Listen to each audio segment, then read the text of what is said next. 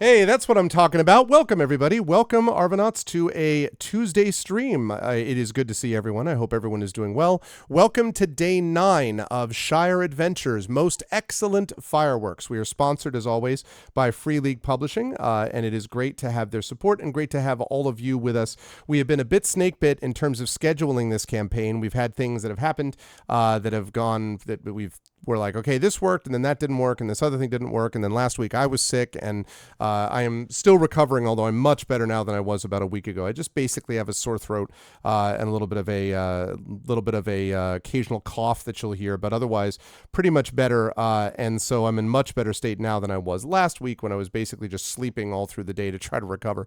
So, but I hope that everyone is excited as I am for Most Excellent Fireworks as we continue with our Shire Adventures campaign. Before we go any further, just a couple of reminders about ways to support the channel. If you have not done so already, please make sure to follow the channel. Please check out our YouTube with !ArvTube. Discord is !ArvCord. Twitter is !ArvTweets. Website arvanelaron.com. Yeah, well, some of that stuff I was already doing for sure. I was with you on some of that for sure, Dragon. !ArvCord for my Discord channel, and Twitter !ArvTweets, and !ArvSky. That's what I wanted to say for my Blue Sky social media link, arvanelaron.com for the website for all those. On the financial side, !Arv shop is the merchandise area. You will soon be able to get some Shire Adventures stuff. That's going to be the next kind of refreshing of the store. And then we're going to have one more related to Expedition from the Mysterious Peaks. And then we'll have our current campaigns all featured up on the store. So you can get cool swag for yourself and cool stuff for the channel. That's !Arv shop. !Arv Treon is my Patreon, currently sitting at 15 members, 128 per month, and I'm going to be doing more with that when the subathon comes along. I'm going to mention that very briefly at the end, so hang in there for more discussion of the subathon. Again, that gives you stuff for both you and inspirations to help our players. Inspirations are current, by the way, as of this month, as of the month of September, and also gets the channel moving towards various channel goals, and it really does help, allows us to, for example, commission that video that you just saw and stuff like that. So please consider jumping on board there. !Arv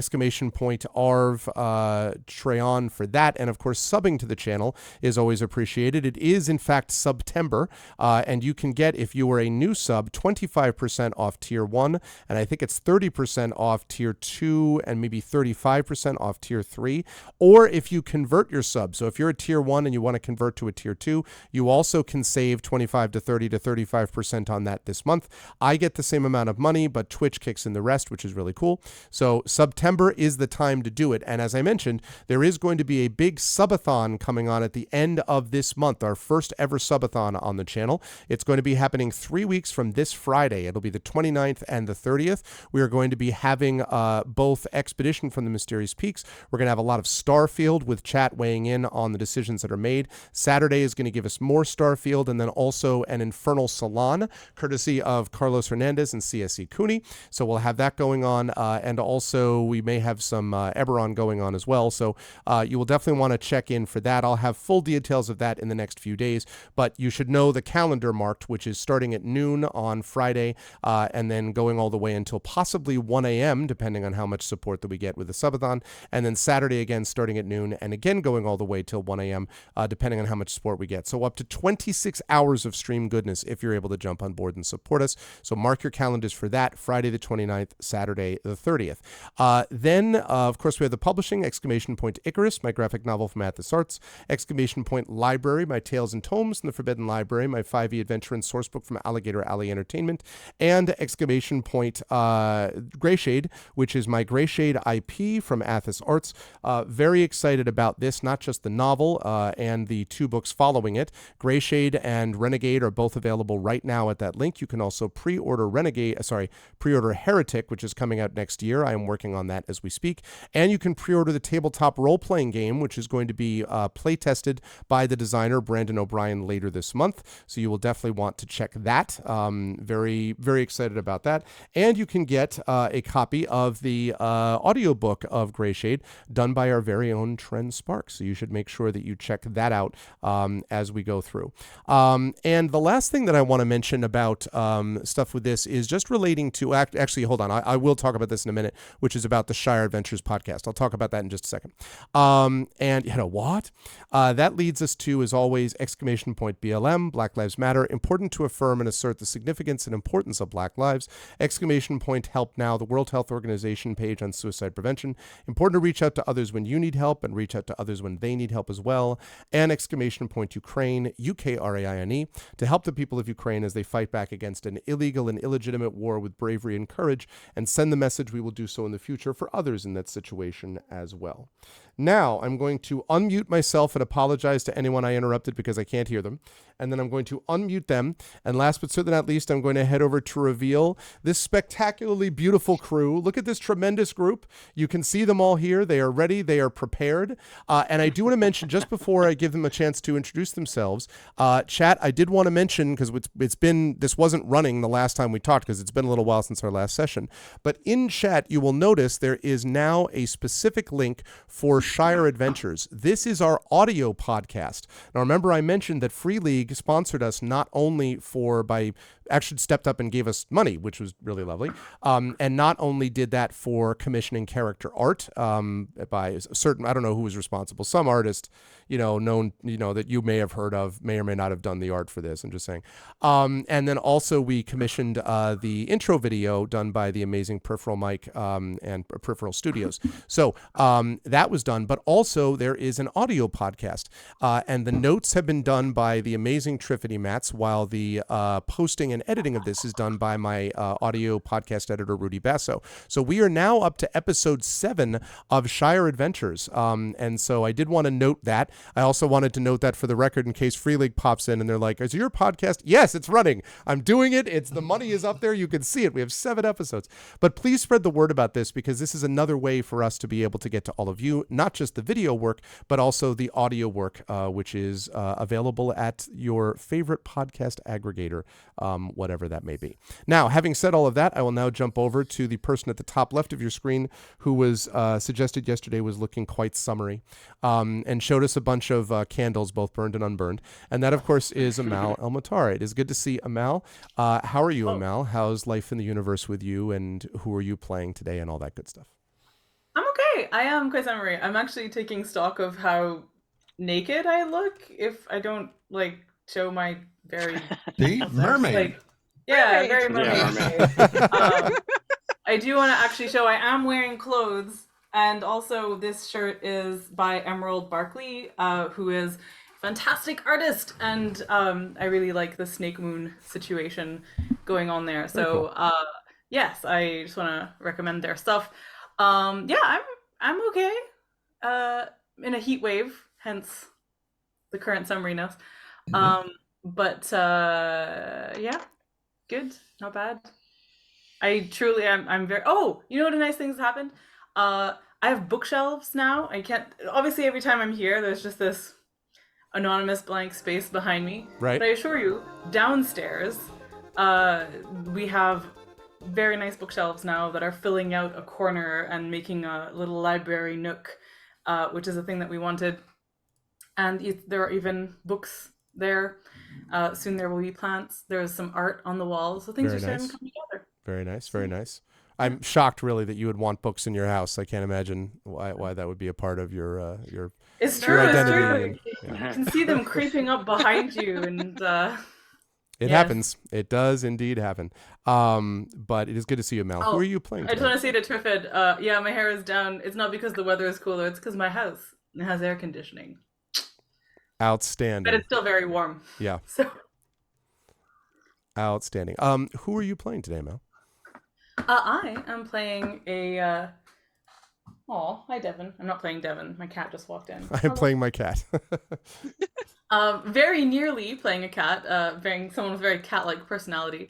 I'm playing a young hobbit, almost burglar named Coriander Took, who has never done a bad thing in her life. I want to know when we cross the line to full burglar. Yeah. Like when we get promoted is what I'm curious about. Yeah. I mean, she's only wee. She's only small. I think it's accidental burglar is next, not full burglar. Okay. No, she is not. Burglar. The word burglar, it covers so many different things, not very specific word, and coriander has very specific attitudes towards objects and the concept of belonging. So will there be a point at which Coriander will say something to the effect of, "A burglar I may be, but an honest one nonetheless"? Will there be any comments like that? And then Bilbo nodding sagely, Miyagi-like in the background, as you know. Maybe in 30 years. He is very honest. The funny thing there too will be that obviously it will sound like she's quoting his own memoirs to him, but she doesn't read a lot. It's just going to have like naturally occurred to her as a thing to say. Fair enough. Yes, I look forward to seeing those moments for Coriander as we go through. But good to see you, Mal, as always. And I'm glad that you have air conditioning. Moving right along the line, Brad, it is good to see you as well. And I know that Brad has been working on something in particular, because I may have been reading this particular thing that Brad had been working on in terms of getting ready for a release of something and so on. How's life been with you? I was about to say something silly like, "Do you have air conditioning?" That's a silly thing that I'm not going to continue that thread, because I don't know why I would bring that up again. So I will just say, how are you doing? How's life in the universe with you? And who are you playing today? I'm good. I think we've had a convention between the last time we played and this one. That is true. And I'll show you my haul. I really like this. So like it's been years and years since I had like a proper dice set. You know, I had, you know, some old like cast-offs and stuff like that. So Norse Foundry. Yep. Oh yeah. Ooh. They make some cool stuff. So this is part of like a dice, you know, roller. Norse Foundry made this, which has a certain illustration from a certain spectacular artist of ours. Kukuri. That was for the Kukuri. Yep, and that was Norse Foundry's That's work. actually the first time I see it in motion. So like, I'm like, whoa. Yeah, it's It's so shiny. yeah, it really is. It's awesome. Anyway, sorry, Brad, on you go. Oh, that's fine. Yeah. So I got I looked all over, and of course Wow. Gen Con has like a million different Yeah. dice makers and stuff, and there's probably like 8 popular ones that have like a bunch of different choices available, and you can get anywhere from like plastic resin type stuff up to like semi-precious stones that they like shape into dice, so that the sets are from low end of say 120 150 for like 6 dice up to like 350 plus for them. Anyway, these guys are kind of in the, you know, in the middle space, but they make really cool stuff. I really like how they have different kind of colors to the it's kind of vaguely Victorian-ish font as well, like or something like that, I would I think it's going to be pretty hard to see maybe, but like there are like little skulls on the corners and stuff, so like tons of little detail and stuff. They're just really neat. I like them. What was the company that one? Norse Foundry. Oh, that's also Norse Foundry. Same people. Okay. Yeah. Very cool. Yeah, so they sell their dice as well, and you know, all the little accoutrement for gaming with dice and stuff. So that was fun. That was my cool. a lot of times I'll get games and stuff, but like I went with my gaming gang here in Kenosha, just south of me, my old high school gang with some new folks, and so like every year we go, like, you know, everybody gets, you know, 1, 2, 3 games, and if you have a group of people that are getting 1, 2, 3 games, suddenly you have a cache of like 12 to 15 new board games that everyone wants to try, right? And I'm like, so many times in years past I've gotten some and then just like played them once or twice literally, and I'm like, nah, I'll just hold off. So anyway, the dice thing they will was get like used. my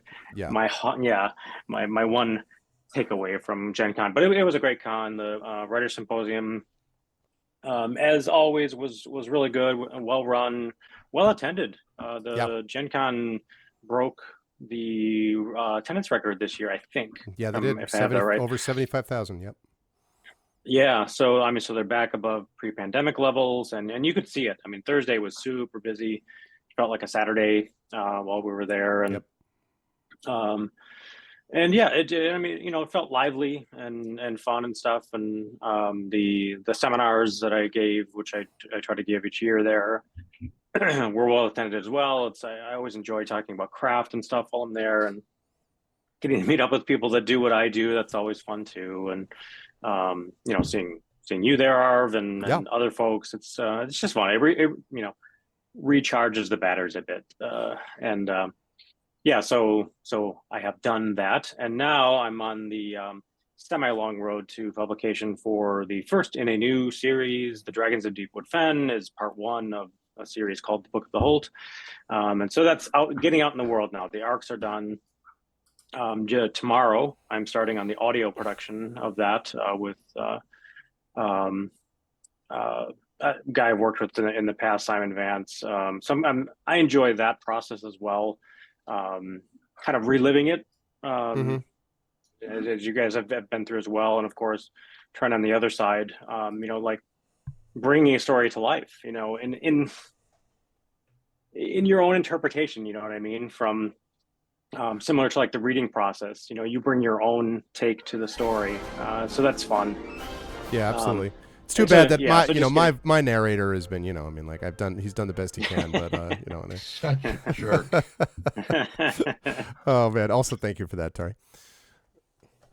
Yeah. So the big long wind up now. It's sort of a quiet phase in terms of what most people see on the outside, but on the back end, I'm working with publishers, trying to get the marketing ready, the arcs ready, trying to get people to different markets to accept the arcs. They're so busy, generally speaking. So just trying to make a personal connection and get that so that they'll take a look at it. So like a lot of stuff going on behind the scenes, and then there'll be this huge rush, like 3 weeks, 4 weeks ahead of time, and a couple weeks after. That's 6 week span, which just be kind of crazy, like normal. So crazy, but I'm looking forward to it. So that's where I am. I'm in the midst of all that stuff. Before you talk about who you're playing, quick early plug. I have been fortunate enough to be reading an early copy of this, and it's as excellent as Brad's work usually is. Again, like very good world building, slow burn, and I don't mean that in a negative way, but just sort of gradual, careful crafting of how to sort of establish lines together, and epic fantasy, which is much of my and certainly Brad's jam too. So yeah, it's good stuff. You will definitely want to check out the first one, which is the Dragons of Deepwood Fen, when you get a chance. Can confirm, am reading part of it right now. So who are you playing today, Brad? Yeah, thanks very much for the plug. Glad you're enjoying it. And yeah, I'm playing Caloran Fellowhide, who is a messenger, but also a budding cartographer, a budding musician, a budding gamer. He has a backgammon set in his gear, and he's not yet had a chance to play that. That's true. Maybe this time, well, it will happen. Yeah, so we have just finished the fellowship phase. I'm looking forward to launching into the new adventure. Yes, indeed. Most excellent fireworks. Always a pleasure. Yeah, I forgot about that. We have to have like a con within the game somehow. Like just have this big, like total meta like experience. Shire Con. Shire Con, yeah.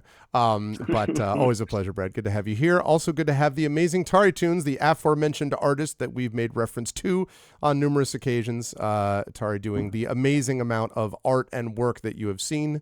Tari, it's good to see you. I'm glad that you have not been sucked in by Baldur's Gate 3. It's good to know you haven't spent any time on that at all. No, not even remotely. No work being done on playing that game. How are you? How's life in the universe with you, Tari, and who are you playing today? Yeah, so I got a new PC finally, which is nice. Good, yay. I've been like without one for like a month because the people who I put in charge of fixing my PC were being slightly tardy.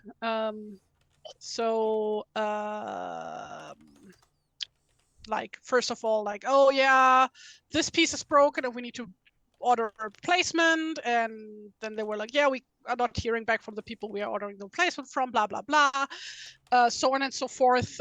What it in the end came to was that it turned out that my PC was like beyond repair basically, and they were just like, yeah, okay, at this rate you might as well just buy a new PC instead of like buying 5 new parts and putting them in there.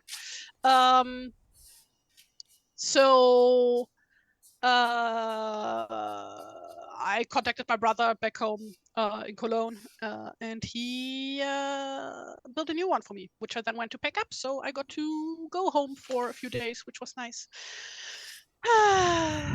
Spending the day at the zoo while Gamescom was happening, which was weird because I used to be so hype about Gamescom, but when you like grow up in that area, then it like loses its luster over time, I suppose. Yeah, some of those things, now that we have the PC back chat, you can see some of the new emotes, the refreshed emotes brought to you courtesy of Tari Tunes. So we have Arvany Ack, we have Arvany Huh, we have Arvany Whoa, we have Arvany What, Arvany Fail, that's a good one. We have Arvany Crit Hit, which hopefully will be useful for this campaign. Arvany Crit Miss, which hopefully will not be used as much for this campaign. And then a variety of animated ones that I've forgotten now because I will get to them. But anyway, the point is lots of new emotes, all courtesy of the amazing Tari Tunes and her new functional PC. So. No, this is courtesy of my old PC. Like my PC broke like 2 days fair or enough. something after I finished these. That's true. Fair enough. And like I was like waiting for feedback from Greg, and it was like terrible, horrible timing. But now they're there finally. I've just been playing Baldur's Gate since I got my PC, basically. Because what else is there to do? Except for that, of course, the download took a literal fucking day and a half. It was like, I already had the early access installed, so I was like, okay, I'm just going to copy this over, move this to the GOG folder, blah, blah, blah. Shouldn't take too long, no. And then overnight, the download froze and didn't continue. It was like, it said like 10 hours to go when I went to bed, and when I woke up, it still said 10 hours to go. So I had to restart that whole thing. It was a whole ordeal, and then it was like, why am I getting these weird graphic glitches? And I had to like switch from DirectX to Vulkan, and it's like, I've just been playing too many Switch games lately. So just like ease of use and quick downloads. Not so much. Not so much, no. As someone who's interested in BG3, do you recommend it? Depends. Yeah, very mixed feelings. What kind of other? No, like it's basically, I don't think this game is for everyone. Because first of all, it's like a huge time commitment, like a massive time commitment. I've been like literally playing from dawn to dusk for 1.5 weeks. I've been doing nothing else except for like sleeping and eating. And I'm like not even through one playthrough yet, so it's like, do you have that time and want to give up that kind of time? Well, sure. I'd probably poke away at it here and there, but I played the first two, and they're some of my favorite games of all time. Well, then yes, absolutely, you should. Yeah. Okay. Yeah, that's a glowing recommendation for anybody who's played Baldur's Gate 1 and 2. Though, little warning. I'm not sure if it counts as spoilers. Minor spoilers, I guess. Like it takes time for the game to like start feeling like Baldur's Gate. Like when you start the game, it like feels like Divinity Original Sin 3, basically, and then later it becomes Baldur's Gate. Yeah, I wonder why. So yeah, no, it later becomes absolutely worth it. Yeah. All right. Cool. But it takes a while to get there. So, but yeah. And who are you? Who in the midst of doing that? Who are you playing in our campaign? Since you're taking a little bit of time out of your busy Baldur's Gate schedule to. Sorry. Yeah, I'm like also still like in the mindset. Well, I'm playing Granny Lavender Hopesinger. I am an herbalist and an apothecary. Did I pronounce that right this time? Close. Close enough. Mm-hmm. Good enough for me. Well, anyway. Yeah, I'm a bit of an old lady, you see. I'm a hobbit. The other people in town think I'm a bit cuckoo in the head, but that's quite all right with me. They don't know anything anyway. Don't look a day over 110.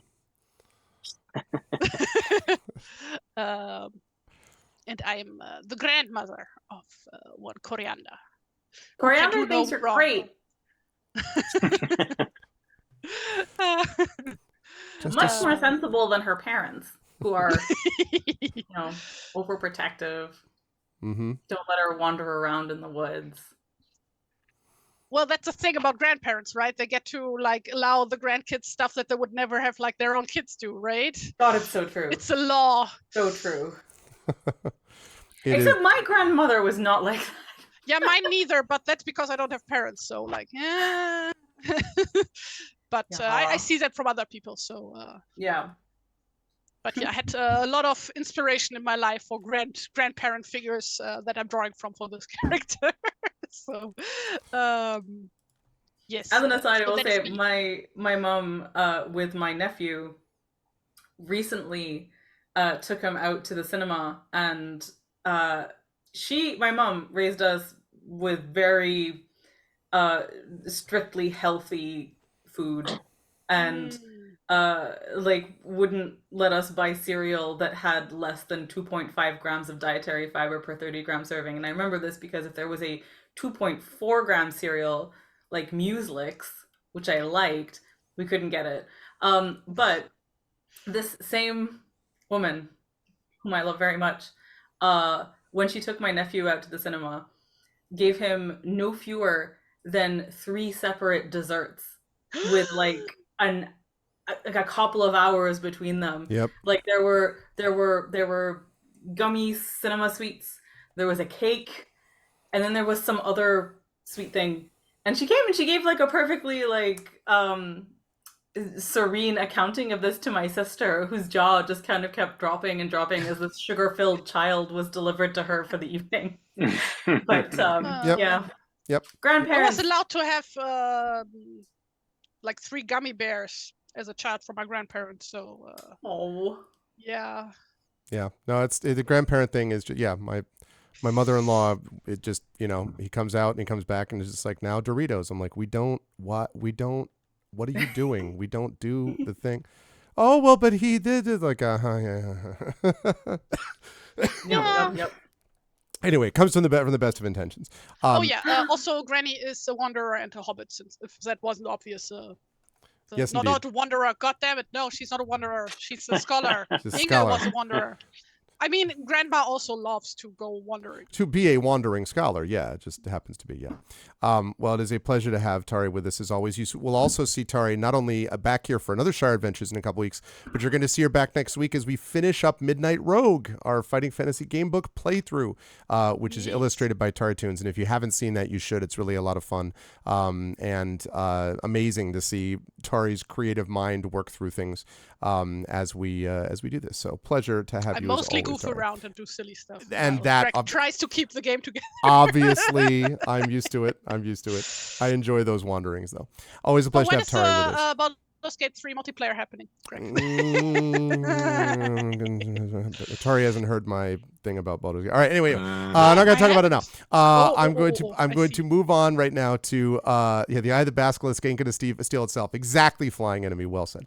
Finally, last but certainly not least, is the amazing Trent Sparks, who, my jokes aside, did a spectacular job as the narrator for Greyshade. I am looking forward to hoping to the moment when we'll be able to get him as the Renegade audiobook narrator as well. But What? very, very excited. Yeah, that's not going to happen. But anyway, it's been a great pleasure to listen to that. And again, as Brad said, it's like reliving the experience when you have a really talented person who knows the work. And so it's been great to go through that. And now that I've spent all this time buttering you up, Trent, I will say, how are you doing? How's life in the universe with you and everything? And for your question of the funny question of the day, I know you're a huge No Man's Sky person. Will you be, do you think, and a Skyrim person, will you be a Starfield person in the sense that those have some combinations at all? And also, who are you playing today? You will not be a Starfield person at all, or No. some, or not much? No. Oh, interesting. Okay. Very much like when you're like on some social media thing and somebody is like, here, take this, find out what kind of blah, blah, blah, whatever, character you are or whatever. And you go through and it starts asking you questions. And I invariably go through these things and I'm like, I wouldn't do any of these things. Okay. And it's like, who would do that? That is incredibly stupid. Same reason I'm not playing Baldur's Gate. It's like I go through and the option that I would choose is not on that list. And it's like, no, I'm not I'm not going to play this.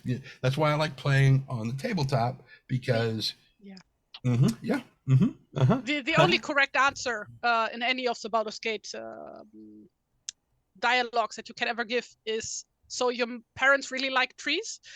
That's the only correct reply you can give. When you're in the Druid Grove, yes. When you get No, not in the Druid Grove. That's in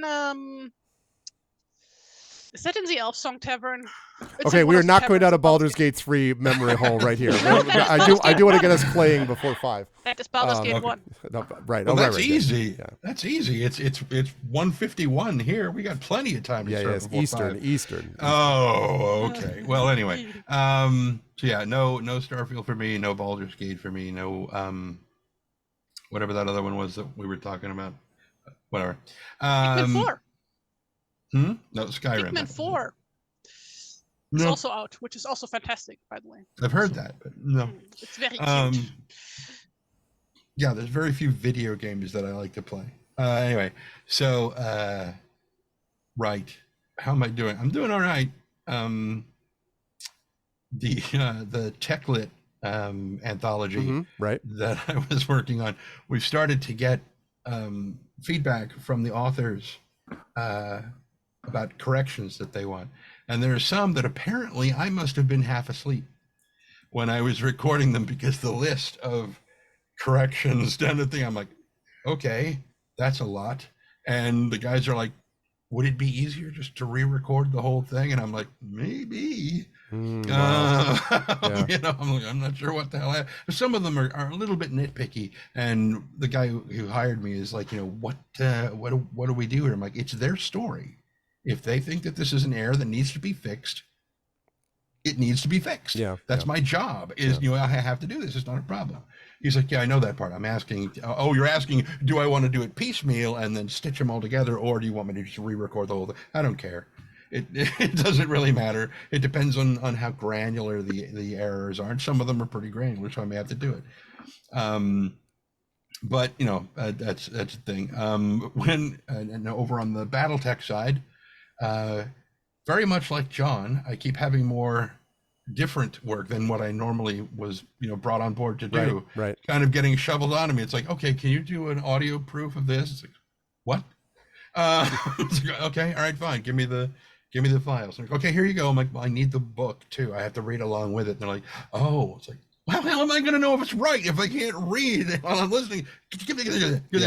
Yeah. So yeah, trying to go through that and craziness. And today is George Ledoux's birthday. Oh, happy birthday to George. Yeah. Happy birthday, George. Extraordinarily gifted voice actor that I was lucky to work with on several occasions. Trent and I both have. And George is good people. Yeah, that's great. I don't have my copy of Icarus sitting around over here. I think it's over there. But anyway, yeah, we did that, and that was fun. Yep. Who am I playing today? I know there was something else I was going to mention, but I can't think of what it was right now. So, Safeway. I put in an order for groceries like at 2:00 in the morning so that I could go and get it at 10:00 in the morning before all of this stuff started. And while Amal was doing her introduction, I get a notification, hey, your stuff's ready to pick up. Like, so anyway, but I have until 8 p.m. to go get it, so it's fine. Anyway, so who am I playing? Some guy who's under Granny right now. That probably doesn't make a lot of sense. I was going to say that probably doesn't make it. If you were to move to the map, you would see that all of our tokens, her token is directly on top of Bree. And so okay, great. So clearly that's what was meant. Yeah. That's Love to add into Coriander's character arc being vaguely traumatized by walking in on. I don't think it'd be that vague. I don't think it'd be that Then vague. old people can't get some action too. No, it doesn't within your own family. It's a little weird. It's just. So I'm playing this guy who sounds a bit like Shaggy a lot of the time, but he is captain.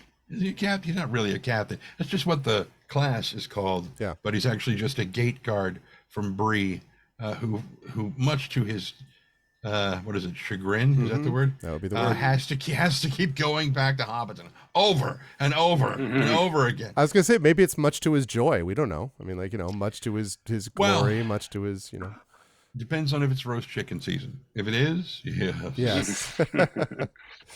It is a great pleasure to have Tren with us, and yes, it is it's instructive, because you may remember, chat, that in our last session, which was a fellowship phase, that we had the opportunity to have some of the characters. Hold on a second. There we go, volume. That we had the chance to have the characters speak to each other about what had happened in the last few sessions. You will remember that our intrepid group of adventurers has had the chance so far to, first of all, be able to repurpose a map for use in other areas so as to redistribute it to the people forcibly. That was one of the things that was done. And there is still some aftermath, or if you will, aftermath House going on as a consequence of that. Good. Thank you. I'll be here all Very week. good, yes. And then the party had the chance to go and track down what turned out to be Bull Roarer Took's Club, the actual Bull Roarer Took's Club, which was itself an adventure with many twists and turns, and eventually involved them saving a precocious hobbit child from a very large and angry troll, and they were able to do that in the end. And at the very end of our last session of the fellowship phase, the party also had the chance to meet one of Bilbo Baggins, Bilbo who's been kind of their erstwhile patron, you might say, greatest friends, and that is, of course, the famous Balin the Dwarf, who had also come to see Bilbo. And it is here that we pick up, actually, or not, I shouldn't say right here, but not soon thereafter, that we pick up. We are in the summer of the Shire year, by Shire reckoning, 1360. And I would put this in late summer. It seems appropriate given those of us who may be going through heat waves and things like that. And as it's termed, conspirators, although I am not sure if I want to be able to use that within Titch's earshot.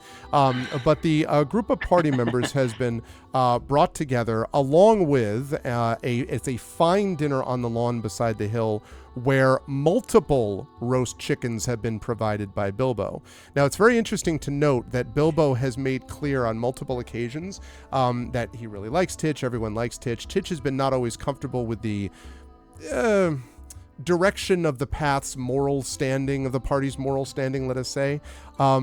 So when Bilbo made clear to Titch that this was going to be an opportunity to join with the rest of the group during a time when the men of Bree, things are pretty quiet in Bree right now, and when there are many roast chickens to be had, he probably had a suspicion that Titch was going to show up for that. And so unless I have badly misread Titch's character, I'm going to suspect that Titch is in fact with the rest of the group, sitting on a hill with, you'd have to tell me how many carcasses of chickens. Like, I don't know. There's they basically have it, you could have had as more or less as many as you wanted, because you've joined the hobbits who can eat more than most human, other mortal creatures could. Right. Most, yeah.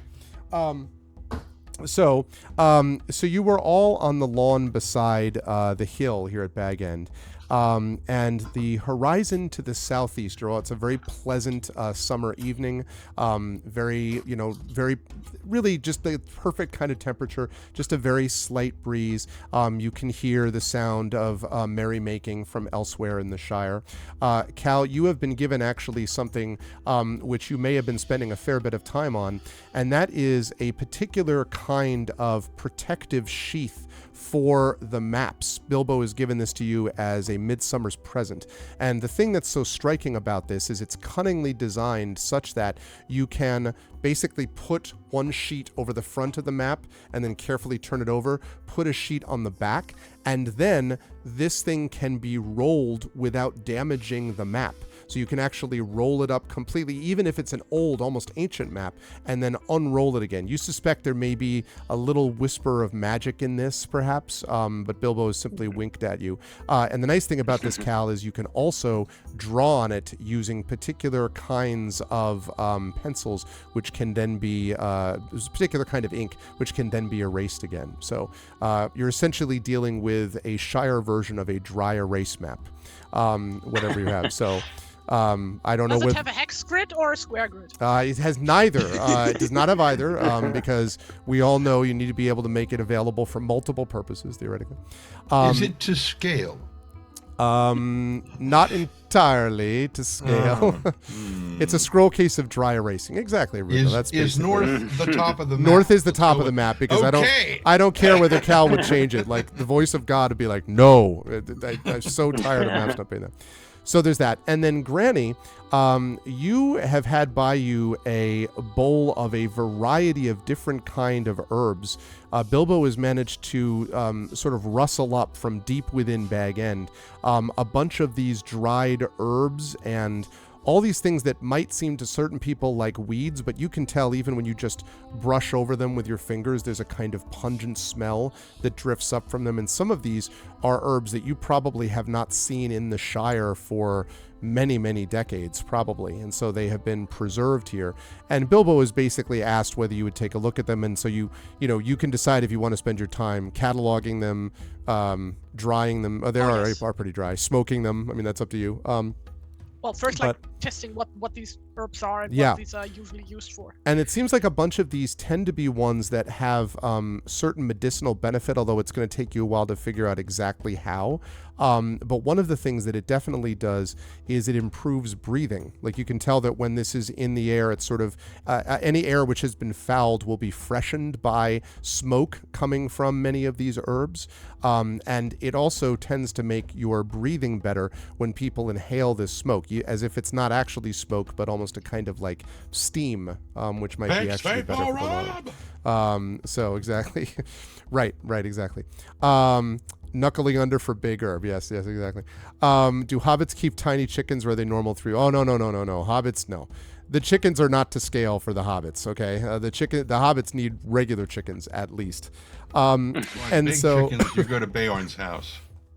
Okay, those are bigger than normal though. Like ostriches. Yeah, those are ostriches. And so and you're all sort of there, just sort of resting, and then the horizon to the southeast suddenly lights up, and there's this a display of dazzling colors, and you hear bangs and booms in the distance, and there are thin tendrils of smoke curling up in the darkening sky.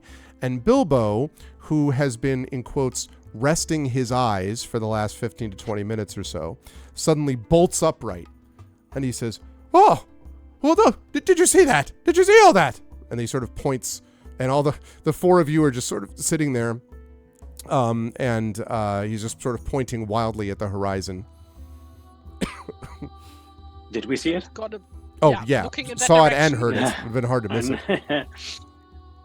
Heard it. Yeah, Cal stands up and turns in that direction. Yes, I saw it. What is it? Oh, well, I've never seen. Oh, those have to be Gandalf's old fireworks. I haven't seen that in ages. Well, what are they doing with them? And before you can say so much as pop and a hop, Bilbo has vanished. This is something, Coriander, which I would say is probably the thing you maybe admire most about Bilbo is his ability to vanish at like incredible speed with no one really knowing how he did that or where he left. And when he comes back out, he's got this armload of what first looked like this alarming series of they look like these weird pointed sticks, and then you can see that they have sticks in the ground behind them, and he dumps them out, and a bunch of them are like these faded reds and blues and golds, and you can see ribbons trailing off of them. And he says, "Now, do you see that?" And it's this pile of just pointed sticks. They all seem to have, however, black string trailing out of a bunch of them.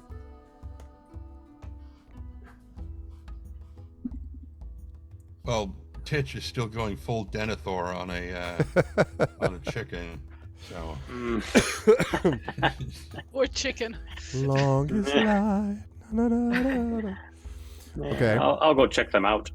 Yeah, Coriander's Just gonna creep out of along. curiosity. So first of all, Cal, I would like you to make a perception. Actually, Coriander too. Coriander and Cal, I'd like you to make a perception check for me. Granny, it depends on whether you're going to look at these or if you're still checking out these herbs that you were given. Oops, sorry. My finger slipped. That was not perception. Shame though. You have persuaded them. Yes. Yeah.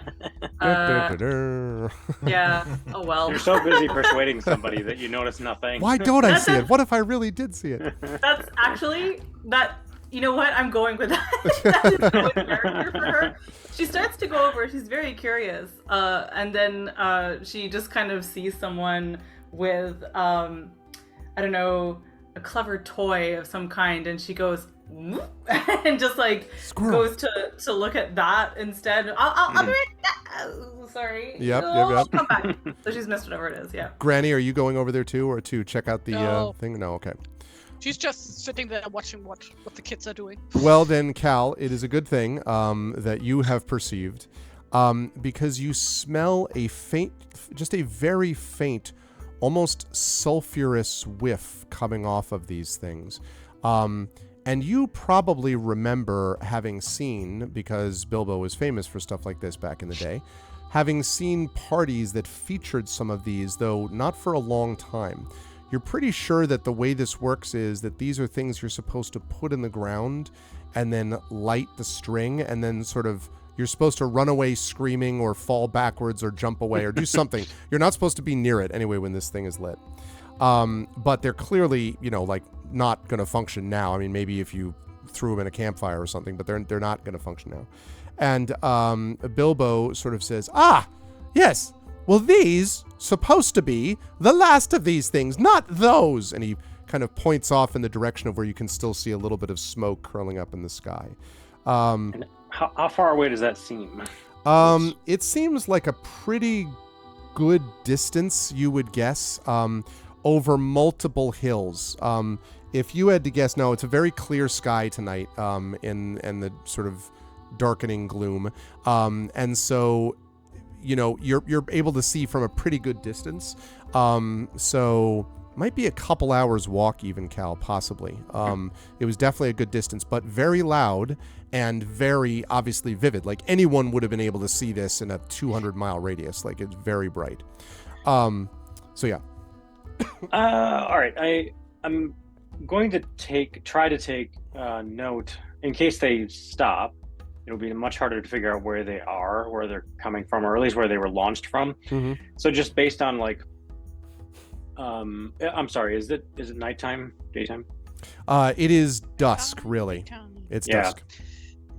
All right. So, based on where they're exploding, I'll look for different landmarks, and I will literally mark that on my new map. On your new dry where erase I map. think, yeah, exactly. Okay. I'm going to mark where I think it's coming from. Okay. Or at least a likely area. I'm going to come back. That's going to be important. Actually, I'll come back to that.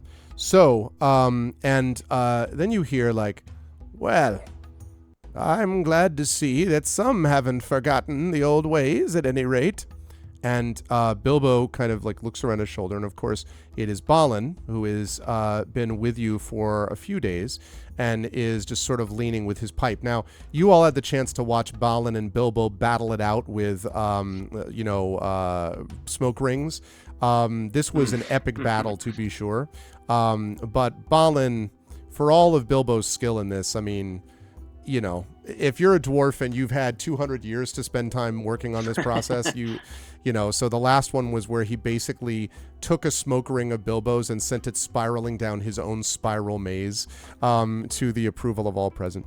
And but Balin is just sort of knocking out his pipe and squashing them carefully under his foot to make sure that there's no sparks or gleeds left over. And he says, "Well, you know exactly what they are, don't you, Bilbo?" And Bilbo says, "Well, yes, but what are they doing with them? Those, he points, have to be Gandalf's old fireworks. You can't get one over on me. I know exactly what they look like. I saw them when they happened. At least, well, they were always happening. That's what Gandalf was known for, was fireworks, before other things." And he kind of glances at Balin, and Balin glances back at him. And he says, "Now listen, years ago, Gandalf entrusted the remainder of his fireworks to two people. Me," and he points down at the pile of, and there's not many, I should say now. They're pretty much all gone except this little handful that's left. "And Primrose Bobbin, now one of those brace girdles, Lobelia's own mother, Primrose, who went to live in Hardbottle after her marriage. Well, Primrose has gone back to the Yale where she was born, sitting on all sorts of gossip. And unless I've missed my mark, and unless I haven't grown up in the Shire my whole life, someone in the Yale, and he points angrily at, the thing, has tried to put those fireworks to use again, and they might have set a fire going with them. Well, Bilbo continues, a little bit calmer, fireworks are not things to be handled carelessly, and if they won't be responsible, then I know a safe place for them. And his eyes kind of twinkle. And Balin nods, sort of solemnly as if this is something he's very used to. And he's just like, yes, I can understand the need for fire safety. And he kind of looks at Bilbo's pipe, which Bilbo is still holding in one hand, having wildly been, swinging it around. And he says, well, what are you going to do about it? And Bilbo says, well, and he's cleared the fireworks pile out of the way and has gotten a small little, what looks like a backpack, and he's slung it around his back. And he said, well, I'm going to take my friends and we're going to see what's wrong. We need to confiscate those for the safety of the Shire. And he stares at you, Titch. Safety! Titch is just got like a half a wishbone sticking out of his mouth, and there's like some chicken, and he just exactly. And Bilbo says, and he says, and Titch goes and goes back to what he's doing because he's like, he was mumbling, "You don't need me," and exactly, okay, fine, I'm going back to what it is. And so he looks at all of you and he says, the truth is, and then says, I really do need all of you. Clearly not really having heard what you said, Titch, but so I can imagine this image of Titch being like, you don't need me. Great. And what? You just said you didn't need... listen, the only way to do this is to bring these people that have an understanding of what's at stake here. Now, here we have very sensible, above board, the right side of the law, and you can see he seems to be studiously avoiding your eyes, Coriander, for this one. Coriander's eyes are getting wider and wider. Like, who is this man, and what has he done with my uncle? And and he says, we need to do that so that these fireworks can be reclaimed for safety. And then his eyes do drift back to you, and you would swear, Coriander, he might have had the slightest wink, but perhaps you just imagined it. And he Coriander says, Uncle Bilbo, why did Gandalf only give you some of the fireworks? Why did he give the rest of them to Auntie Primrose? Oh, well, there were many more than that. Well, you see, he said his words were something to the effect of, now, Bilbo Baggins, if you set the Shire on fire and do more damage than Smog could have done, then you'll see me back in your front of Bag End, hammering a larger dent into your door than anything I've done before. And then he gave me a small cartload of fireworks, and they gave them to me, and and as you can see, here we are. Now, this is not a cartload. This is like, this is maybe a small box. Yeah, that's a little that's ambitious for a crate. Try half a crate, yeah. Coriander says, "Oh, have you used most of them?" And he looks at you. Anyway, I think it's important that we can. Answer my question. It's interesting, Uncle Bilbo. I asked you a question, but you haven't answered it. Why does Auntie Primrose have any fireworks at all? I didn't realize that. I thought you and Gandalf the Wizard, who I struggle with nomenclature for. I'm like, does she call him Mr. Gandalf or Uncle Gandalf? Probably Mr. Gandalf, I would think. Mr. Gandalf, yeah. I thought you and Mr. Gandalf had a close personal working relationship, given all the adventures you had together. Does Auntie Primrose, did she go on an adventure with Gandalf? And you could see that now Bilbo, of course, who's always like very kind-hearted and always but you can see his face has been growing more and more sour as you continue to go on about Primrose. And when you stop, there's a sort of dead silence, and then you just hear a faint chuckle, and you look over to see Balin slightly chuckling at all of this. And Bilbo says, "You will soon find out, my dear girl, that there are some things that people tend to forget, including, in Primrose's case, who had a good working relationship. And he sort of, grabs his backpack and he says, "Well, all right, no time to be wasted. We need to find a way to get to those fireworks. And if you do, well, then we'll be able to keep them safely and test to make sure that there's no danger associated with them." And Balin sort of leans down as he stands up, and then he kind of leans over to your shoulder, Coriander, and he says, "Perhaps you can keep an eye on your Uncle Bilbo, as he seems to need a bit of a memory jogging about what happened with those fireworks, yes?" Oh, all right. So Bilbo takes a couple Mr. steps and Balin. then turns around. Mr. Balin, I don't know if I've had a chance to tell you this before, but I think that the buttons on your waistcoat are particularly fine. They shine very nicely. Well, thank you. I am most grateful to hear that. It is something that we have worked on quite a bit ourselves. When the king under the mountain has begun his work, it was our belief that we needed to do something, well, rather more fanciful and fancy to let people know that the dwarves have returned to their positions. And I am glad that this stands out. I wonder if, and he kind of, he sort of pokes his, pats his pockets and then pulls one out and is like, "Ah, yes."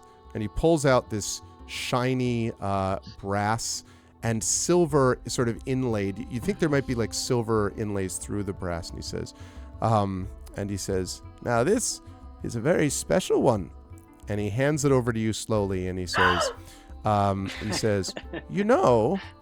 "It may be that this button may have belonged to someone else you know quite well. That perhaps this button was, burst from a certain vest when someone was making an escape." No! That's so the rumors go. It's possible that it's simply just a regular bronze silver inlaid button. It is the most beautiful bronze inlaid silver button, by the way, you've ever seen. And so he says, but I hope you can keep it safe, my dear." Secret, keep it safe. If you use a waxed thread, it won't pop off. I had heard that. When Green Room discussions enter the front stage, yes. Oh, it's good. Oh, it's very good. That's very good. It's excellent. Coriander is like as bursting with questions as that waistcoat was bursting its buttons, but she is keeping them buttoned down as she gazes at this beautiful object and basically like says, "Thank you," and she just kind of like vanishes to go and like gaze at it and like trace its little whorls of silver and pretty beautiful. petals. Yeah, it's pretty beautiful. So if the members of the party are willing, he has asked you to, Bilbo specifically has asked you to come with him and Balin to check out what's going on with these fireworks. And see what is happening. And Titch, unfortunately, even the number of carcasses available has now dwindled, and they are literally just bones now. Well, he already put 3 into his pack, and okay. he looks like a gerbil right now because he's got a bunch of new potatoes tucked into his teeth. Yeah. But he's ready to go. Plenty of root vegetables, as they say. Uh-huh. Okay, so I'm going to bring us over to the map screen. And I'm going to bring us over tree right now. to a... I'm sorry, say again? I'm looking at the family tree right now. Ah, I okay. needed to check like what the connections here are. Yeah. Let me bring you to a new map. Give me a second. Let me just copy over. Scary! Okay. Oh, did it pop in at... No, it just says scary. Yeah. The Hills of Scary, yep. All right. There's a giant pushing a wheelbarrow over there. I wonder who would have been responsible for that. Well, it's under Caloran now, but Okay. So Giant pushing a wheelbarrow? it's under Caloran, so he'd have to move his token. Yeah. let's see. I Like that. Well, I mean, don't the think crane is you're also taller able than the to- hills, so... Oh, I let see. me make sure that I give you. You should have control over it. Oh no, I'm sorry. It's not controlled for some reason, but it will be in just a second. Okay, that you should be able to move yours now, Brad. Let me make sure I do that for Yeah, Excuse me okay. for Just Titch. delete my token. Put in a new one. Okay. All right, there's yours, Tari. And last but certainly not least. Okay. And Amal should have control of Coriander now. Okay. Whomst among us could be said to have control over Coriander? I mean, yeah, to the extent that anyone, that's fair Only enough. you. Yes. Okay. So, so you set off. Now, I should note that it was, as I said, dusk, and it takes quite a bit of time to, even in the summer, it takes quite a bit of time to be able to get from where you are to where this is. And a lot of that is because there are lots and lots of celebrations going on. And so there are multiple places where people stop to get more food, Titch, or stop because there are a lot of forks and spoons that seem to need redistribution, Coriander at the right moments, that sort of thing. Cal, you're constantly following your map, and it is a good thing you have the map for reasons I'll explain in a little bit. But still, this is an area you're going to that you're not as familiar with. And Granny, you may have found that with the various bowl of herbs that you have with you can only move so fast, let's say, as you're going along. So it does take you... Wait a second. You sure? How far away is this? It's a number of hours walk, probably. Okay, you so would have we to are guess. expecting to stay there overnight, right? You would think, yeah. Yeah, okay. In that case, Granny would make Coriander go report back home and let her parents know where she's going. Okay. Will Coriander do that? Do they need to know? I mean, she'll leave them a note. The classic. She does. Yes. Granny insists that you go tell them personally after what happened last time. She goes to the door and she opens it a crack and yells, "I'm leaving you a note, bye!" And she shoves the note through and runs away. I have this image of just Baby steps. They gradually steps. make their way to see nothing but just a cloud of dust, cartoon style, where Coriander is left from. Okay, so so you travel a long way down the East Road. Now, it's a very simple, it's not a difficult journey. You don't need to make any checks for this. This is a very civilized area. There are plenty of hobbits around, some humans, an occasional dwarf that you see, and a man. There are a couple of, probably a couple of other people from Bree, Titch that you might recognize as well, just enjoying the hospitality and the pleasantness of the Shire and all that kind of good stuff. But it's not very fast, obviously. And finally, you reach the Boffin family estate, which is late in the morning. And it's several miles along the road, south along the road that leads from Whitfurrows, which is down here, right there, to the Stock Road and the Woody End. So basically around here-ish is what we're looking at. This is a large farmstead, and it's recently renovated, composed of a stately house surrounded by farm buildings in the middle of wheat and barley fields and orchards. Fortunately, there is a very nice, brightly lit moon that lit your way, and even in the moonlight, you can see that there are scorch marks in a couple of the fields, and there is a larger one that's closer to the house, and a rutted lane between low hedges leads to the front door. Now, it's probably at this point, you would guess maybe 3 in the morning, 4 in the morning, something like that. But Bilbo, who seems completely indefatigable in energy level, same as it ever was, just kind of marches up, and Balin not too far behind. It looks like he's going to come right up and basically knock at the front door of this farmhouse. At least that appears to be his plan. So, assuming everyone is okay with that, he comes up to the door, and then doof, doof, doof, doof, doof, doof, and then doof, doof, doof, doof. All right, Primrose, I know you've got to be in there. And then there's Oi! What kind of noise you're making out there? It's me. It's Bilbo. Now come out. It's some early in the morning. Come back tomorrow. It is tomorrow, and we have something to talk about, you and I. So come out. And there's this long pause, and then, ah! And what follows is you hear from inside the house for the top floor, doof, and then doof, doof, doof, doof, doof, doof, doof, doof, doof. Apparently walking slowly and heavily around some staircase that's leading down, while Bilbo sort of stands on the front doorstep, kind of tapping his foot impatiently. And finally, doof, doof, doof, doof, comes up to the door. And then the door flies open. And just a second beforehand, Bilbo takes a step back as if having expected this. And the door flies open, and you see the rather sour face of Primrose Bracegirdle. Now, I'm curious, before I go any further, do any of you think, excuse me, that you would, do any of you think that you would have met Primrose Boffin, now Bracegirdle, Lobelia's own mother?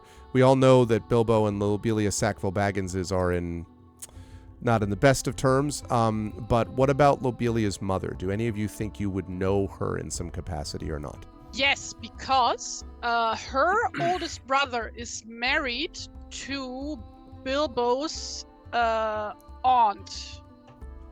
So it is possible that Granny would have been at their wedding. So at least they would have met there. Okay. Do you have any? That would have been long ago. Do you have any opinion? I was assuming that Coriander would have met her at least once as at like a function of some, like at a dance or something to do with, something that presumably Granny might have gone to, that she might have gone along with her, Mm-hmm. or if there was some like folk festival or something. Yeah, like a spring, or like a large family festival, yeah, exactly. or something. Like just in a sense of like having met her in a public capacity, but not perhaps visited her, if that makes sense. Okay. Is there a sense? Do you have a your uncle's own reputation or own feelings about Lobelia. Would that have extended in your mind to Primrose? I think that I have made it so that Coriander has actually visited Lobelia at this point, like as a neutral party and stuff. So I think that I think from Coriander's perspective, it's like, ooh, a very old relative. But not as old as Granny? She's not, I'm gonna look up how old she is. She probably has got to be. I bet she's in the ballpark of Granny's age, actually.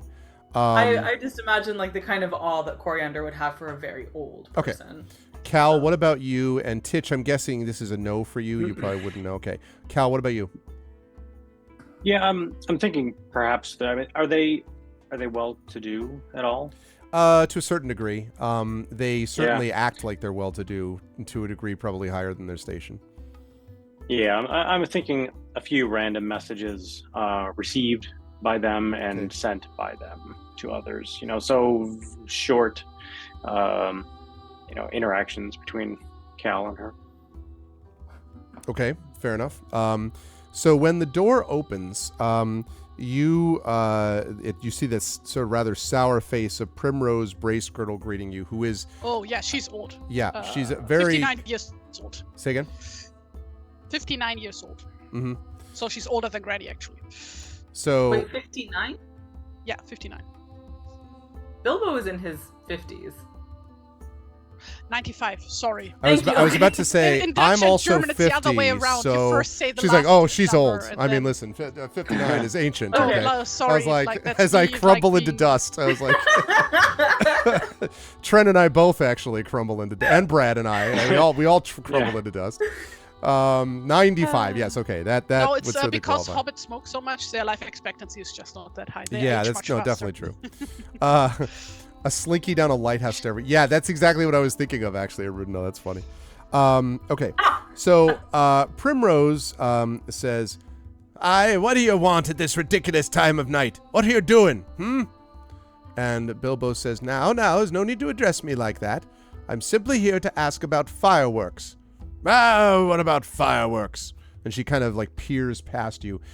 She has a cane, and the cane, she has this uncomfortable habit of using the cane as what looks sort of like a sight for an arrow, a bow and arrow, like kind of looking like this. So it almost looks like, and so she says, and you brought with you these well, who are these? And she kind of looks and she kind of goes, first she comes to Titch and she's like, who are you?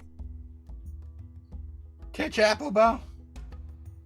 Never heard of him. And then, moves her cane over and comes to Cal next. And she says,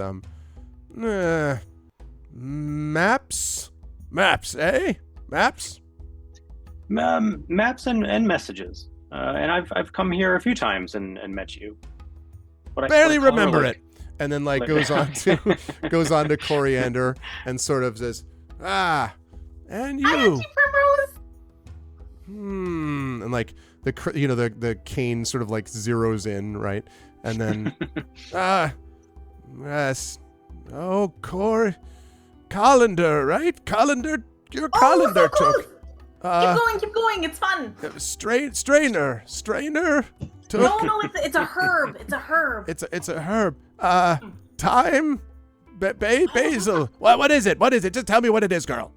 Oh, I would have loved to be called Time Took. Then I would be very, very. Oh, I would sound very frightening. Like time has taken things from you. No, my name is Coriander. Remember? Coriander. Yeah. Yes, you visited my daughter once in a while. Yes, I remember you. Remember Granny Lavender? And then finally, well, so Lavender, you've shown up again. Are you in charge of Indeed. this band? Oh no. She's ignoring look Bilbo after the- completely, by the way. I'm just looking after the little one, making sure she stays out of most trouble. I see. Not doing a very good job of it. What time is it? 4 a.m. You're all right to have her people name coming? is Coriander. Have you not paid attention? And she What kind of... time is it? Oh, this is such a good name. I wish my parents had called me Time. The Why did cane they not? swivels back and forth, between the two of you as you're like... Granny, do you know, did my mummy ever want to call me Time? Has anyone been don't called know. Time? Maybe you can convince your parents to have another kid, and they can name that one Time. And she sort of pauses, and then she sees behind her. She kind of looks back over at Bilbo, and behind her, Balin, and she says, "And a dwarf, I see. Well, Master Dwarf, are you with this group?" And Balin nods, and he says, "Balin at your service." And she's like, "Never heard of him either." Now, if not to have heard of Balin is something. And certainly not to have heard of him given Bilbo. So Bilbo's eyes get a little wide, as if you just said, well, I've never heard of President Obama. So, if you what do you mean you haven't heard of him? So he just says, all right, well, that's enough now, Primrose. You've made clear who you do and don't remember. What I want to know is what has happened to these fireworks. And he kind of, opens his eyes and looks at her. And she says, now, young Bilbo, she says, flicking her cane back to him, don't start putting on airs. Just because you happen to spend time with people of different company, and she kind of looks back, doesn't mean that you can come in here at 4 a.m. and wake me up. It took me quite a while to get down the stairs, you know. And Bilbo nods. Oh, I know. And I'd like to know why exactly you're bothering me about fireworks. What fireworks? And Bilbo kind of folds his arms. There was an explosion and lights. I saw them from up in the hill. If I can hear them all the way in Bag End, people around here will have heard them for certain. And he kind of glares at her, and she glares back. And there's a moment where there's a lot of, palpable tension. The lightning bolts going back and forth between between the two of them. Titch uses his spear tip and points out towards the scorch marks in the field. And she says, what? I can't see as well as I did 75 years ago. And she's staring at the scorch marks. And Bilbo says, what he's pointing out to you is scorch marks. Scorch marks! You see those? And she kind of, I think she said no. Well, maybe my good-for-nothing son Bruno may have had something to do with it. And Bilbo sort of waits, and she says, well, he came to visit last week, and he was fooling around with those, whatever they are, that your tall friend gave me, and Bilbo's mouth is working at the monstrous rudeness of calling Gandalf your tall friend. She says, she says, well, he sent a few off to entertain the children.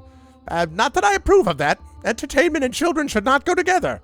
And she kind of looks at Coriander very seriously. I was gonna say. Coriander is just blinking.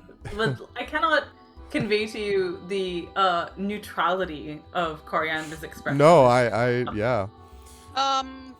When Yeah, go ahead, Granny. Primrose isn't looking Coriander's and Granny's way, then Granny is gonna sneak caramel to Coriander and throw her a wink.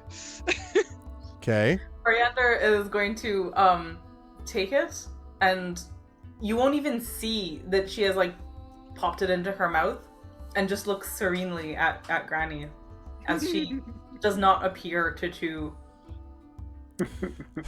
So just sucking on the caramel. It's like there. Granny will have felt it go into Coriander's hand, and then her hand is just empty. Like the same hand that she has basically just touched. Doesn't see it go to her mouth, doesn't just like, but somehow it's there. Like she's absorbed it into her body through her skin. It's like Drax in Guardians of the Galaxy, like moving so slow that you can't tell that she's chewing the thing, but everybody can actually see it. Yep. Does So she open her mouth while she's eating it? Like, does any of the scent of the caramel get out? Oh, okay, good. There might be some on her hands. That's about it. Oh, that's disadvantage on does checks. Granny notice that Titch is like looking her way? Because I don't know. It depends on whether Granny Titch would, is like, trying to hide it. No, Titch. I'm just trying to figure out if Titch would have smelled the caramel. But if she doesn't open her mouth, then the scent wouldn't get very far. She looks like she's chewing on this problem. She does. She doesn't Nice. even look like she's chewing. And now she's got sticky fingers, so she could steal anything. It's true. Oh, so she gets advantage on all. Well, I get stealth, advantage on all Right. sleight of hand checks. on that. Well, she gets advantage on dexterity, disadvantage on stealth because she's like, I can't get rid of the stuff off of my. It's like Peter Parker when he hits the side Yeah. of the bus and looks stick. Or Miles Morales in Spider-Verse, like not being able to let go Yeah. of the. Never heard of thing. it. Anyway. Never heard Hair of and that stuff. stuff. So they stare at each other for a while, and then she says, well, anyway, this kind of rudeness is pointless. After Bruno sent off a few to entertain these children, well, he put a stop to all that nonsense and went back to Hardbottle to store the blasted things back at my husband's house. And that's where they went. And Bilbo sort of like raises an eyebrow and he says, your husband's house? Back in Whitfurrows? Well, that's right. Where else would he be? And he kind of... So your son lit off fireworks brought by Gandalf the Grey for children. And then he's sort of like, not that there's anything wrong with the children part, but everything else. And then you just send him along back to your husband's house as if you were carrying some cut wood. And she kind of like stares at him and she says, well, yes. And Bilbo sort of, right, come along then. And now Bilbo flips around and like just like turns on his heel and immediately stalks off. And Primrose is just, well, that's it? You're just gonna wake me up?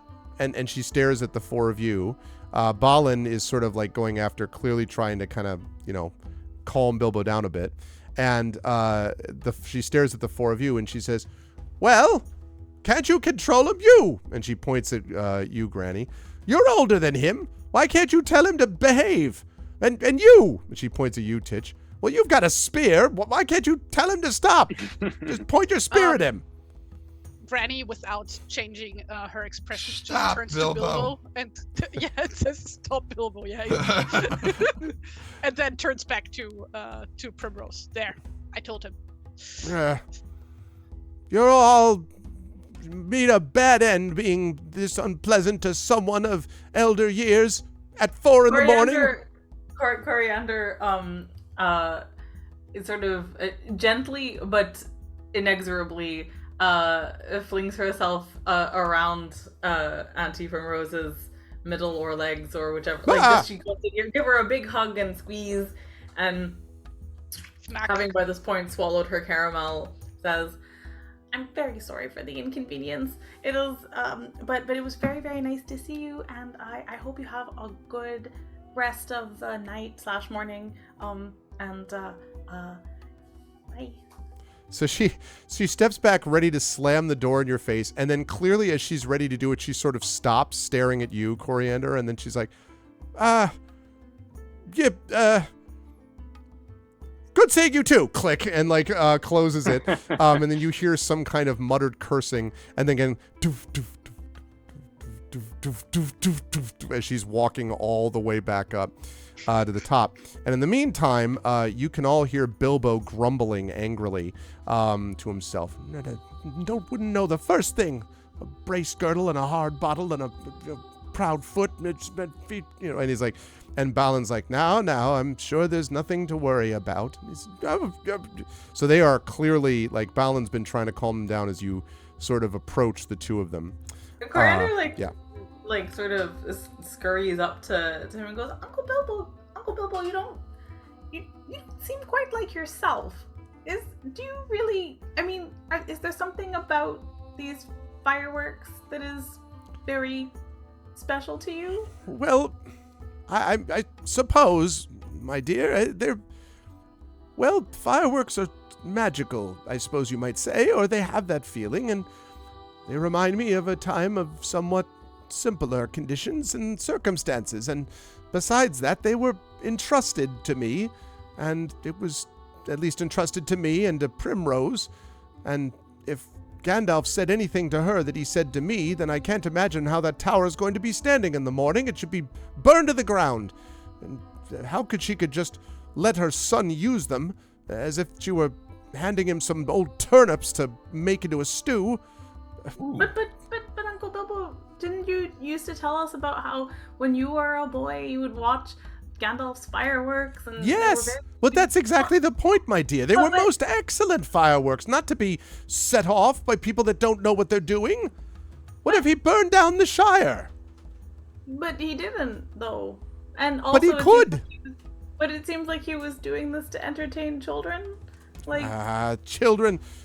Well, children are worth entertaining, but the brace girdles and the Sackville Bagginses wouldn't know the first thing about entertaining children. They don't know anything about children to begin with, nor are they entertaining. He seems very put out. I have a question. And he's sort of like, yes. How long does it take for these seeds to sprout? I'm sorry, say it again. How long does it take for these seeds of these things to sprout? Well, I don't know exactly why. What do you mean? You said you have to bury them in the ground. Well, so yes. How long does it take? No. It's not like. No. It's not like that. They're not like plants. You put them in the ground using the stick then here. They're like. And then you light this fuse. See, it's called a fuse. This string. You light it, and then you step back, and then the string burns up into the thing, and then it goes up into the air and makes pretty colors and sounds. It's not a plant. It doesn't take a while. It makes beautiful lights and colors, and I think Gandalf was the best at them. He means you put it in the ground the way that you would stake a tomato plant. Right, right. Yes, to begin with. Planting them. Yeah. Oh, tomatoes. Yeah. That was just a, or think of a fence post. You put a fence post in the ground, and it's in that kind of putting something in the ground, not to grow it, but to just hold it in place. I think Titch is simply hungry, and Granny reaches into her one of her pockets and fishes out more caramels and gives everybody one in his bag. And he's like still listening to what Coriander said. It was like pudding in the ground. How can you still be hungry? That's what she said. She said it's not that kind of pudding in the ground. So Do you have a hole inside of you instead of a stomach? Is it like just a pit? And then when you put things inside it, it just doesn't. that's what my mother said. Oh, okay. That's fascinating.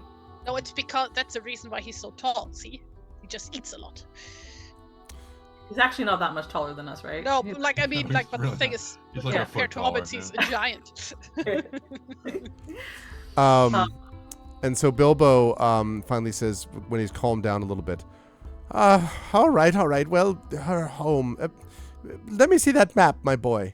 And Cal sort of gestures for you to bring over the carefully detailed map that you've made along the way. Yeah, I pull out and unfurl it. And again, you're fascinated, Cal, by how it just rolls out beautifully, and then lays flat. That's the other thing; it doesn't stay curved. It stays flat, and then when you roll, it's really something else. So you do that, and you kind of at 4 a.m. here, you probably have to hold up a little bit of a light to be able to see, because the moon is basically set, so to speak. And what? Just imagine Titch with a torch leaning over, just like with Saruman and Grima, just let's move that away. Yeah. That's right. Hang on. So when you're able to lean close, you can see wit furrows, and you can see that the explosives, based on your map, Cal, that the fireworks must have been set off indeed somewhere between the farmhouse where you're standing right now and wit furrows, which is this town that you can see up to the north. And so, as you're sort of looking at that, he kind of nods and he says, well, I suppose it makes some sense that it would have been sent that way. And he says, but to set it off here in this sort of danger, I don't know. It's risky. That's all I would say. Now, I should note, by the way, about Whitfurrows, in case anybody is curious. Whitfurrows is a township of the Shire, the first township of the Shire that you encounter when traveling along the East Road. And it is at the crossroads, it lays at the crossroads of the East Road and the winding path that leads north to Skerry, which is the path down which you just came. Hobbits from across the East Farthing come to Whitfurrows to do a bit of brisk trade. Dwarves also do this. Dwarves go west towards the Blue Mountains. It should be said that dwarves are not particularly well loved, having to do with historical reasons about land treaties that didn't quite get carried out and so forth. So they get a bit of a cold shoulder. There were a few Bree hobbits even in the past who might have showed up to trade with the Shire folk, but those days have long gone by now. So now you just have Whitfurrow standing by itself, but again, still within this this general feeling of safety that you all have. But as you make your way back out, probably it's about maybe another hour or so, all told, by the time you get back up into where supposedly Bruno's house would be. So it's 5 a.m, and I would say here that the light is just beginning to dawn. And so as you're coming in, you can see that people are starting to stir. There's a few farmers ambling about.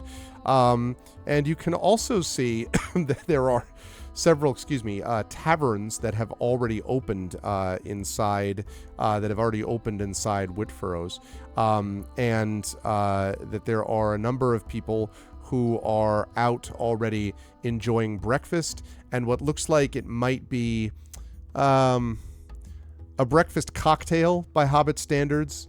I don't want to say like a mimosa, but like a morning beer, right? Like get your protein in, for the morning kind of look, that sort of thing. I thought you meant like a beer mug with a raw egg in it. Yeah, sure. There you go. or Yeah, just exactly. a beer mug with scrambled eggs and some bacon sticks in it, and like some sausage sticking out. So, yeah, basically. So they're gonna. Well, just. Sorry, I'm sorry if I missed this before. Did we sleep? No. You walked through the okay. night. So you will have a decision to make about that, about whether you wanted to try to sleep before trying to track down Bruno. There are many inns here. I mean, many, not like thousands, but there are at least 3 inns. that you could probably get a room in if you wished. You could also try to convince Primrose to let you sleep there, but, Good God.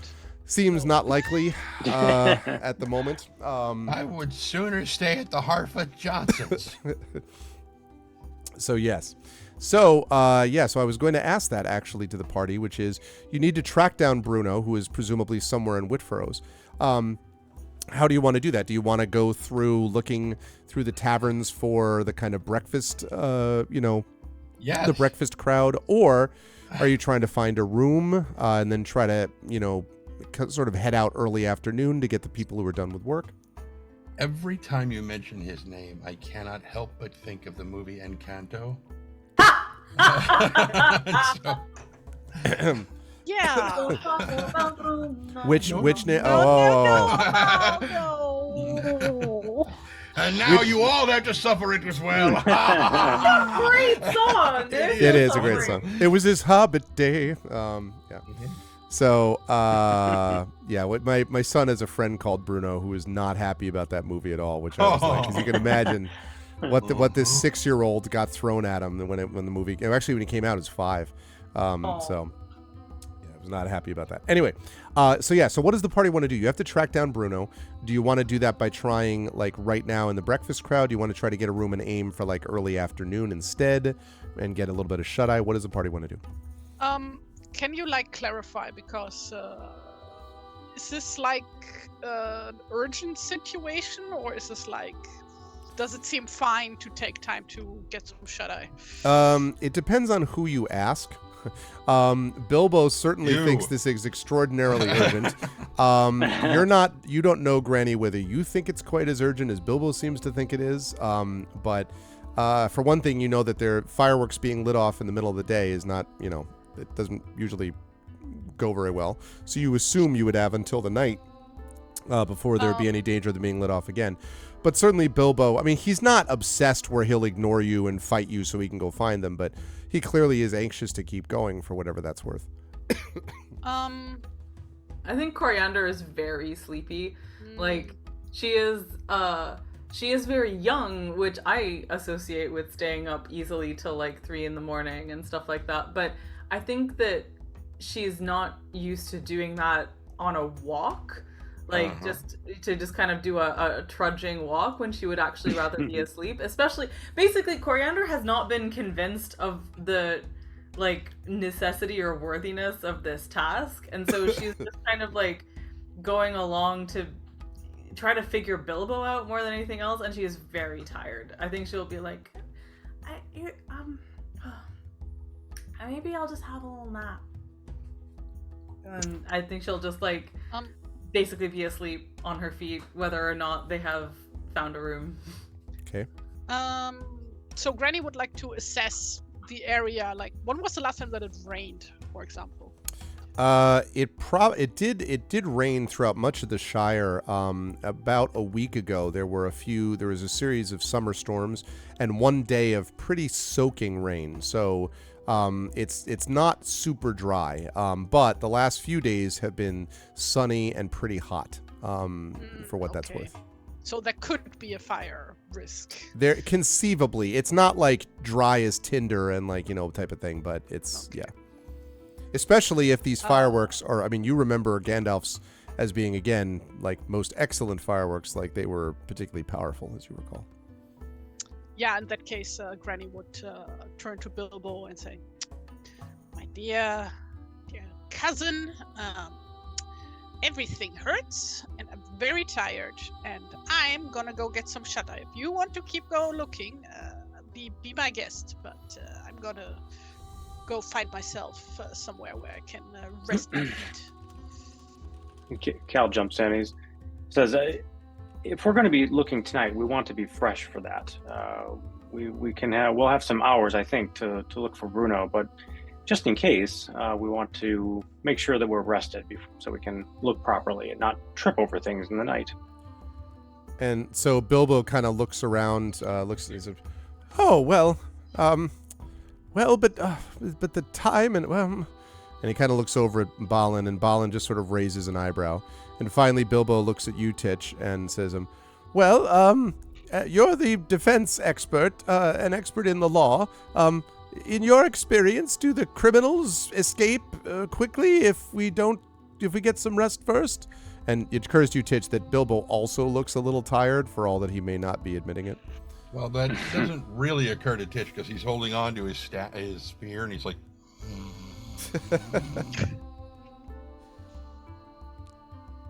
The classic gate guard pose. Yeah, pretty much. Yeah. he's been walking from Bree to Hobbiton a lot. Yeah. He's Yeah. So Bilbo's like, want to get a horse. "Oh, well, all right then." And he says, "Let's get some rest then. We'll be able to find something, I'm sure." So, they take you into town. And when you get into town, he brings you to the Harvest. It's called the Fertile Harvest is the name of the inn. And there are several others, but the Fertile Harvest seems to be kind of like the good middle of the road hotel. You know, like if you could imagine the difference between the, if you could imagine ones that are like the 4-star ridiculous mega expensive, or the motel that may have been cleaned back in 1979, right? Like this is sort of this is a nice kind of middle ground where it's not too expensive. And the innkeeper, who of course is a hobbit and is, happy to have you all there. And also, although definitely gives a couple of extra looks to not just Bilbo, but the Man of Bree and Balin the dwarf, because Bilbo has a reputation for going around with strange folk, and so maybe the Man of Bree isn't that strange, but you combine it with a dwarf, and it's, sort of typical Bilbo being Bilbo. But he certainly doesn't turn his nose up at Bilbo's money, because Bilbo just sort of grabs, one single solitary coin, drops it on the table, and probably, Titch, this from Bree, that's the kind of thing that would probably buy you a week's lodging, in Bree. And this one, he just sort of threw it down like for the night for the 4 of us or the 5 of us. And the innkeeper's, yes. And brings you up to your room, which is a comfortable set of rustic but well-made and clean beds. There are enough beds for each of you.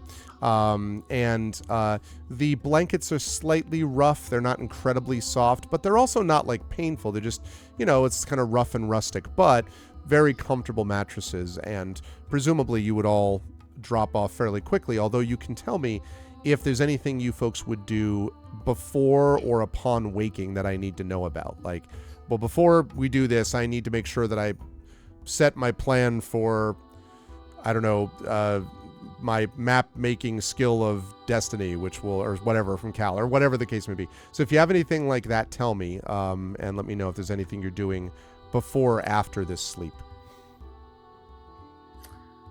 Having a smoke, probably. Okay. And you don't have to. I want to make sure. Eating, smoking. I think that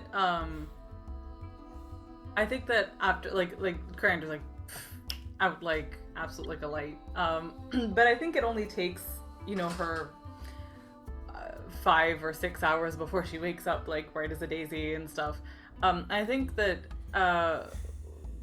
while everyone else is still kind of getting ready, I think the thing that she wants to do is she's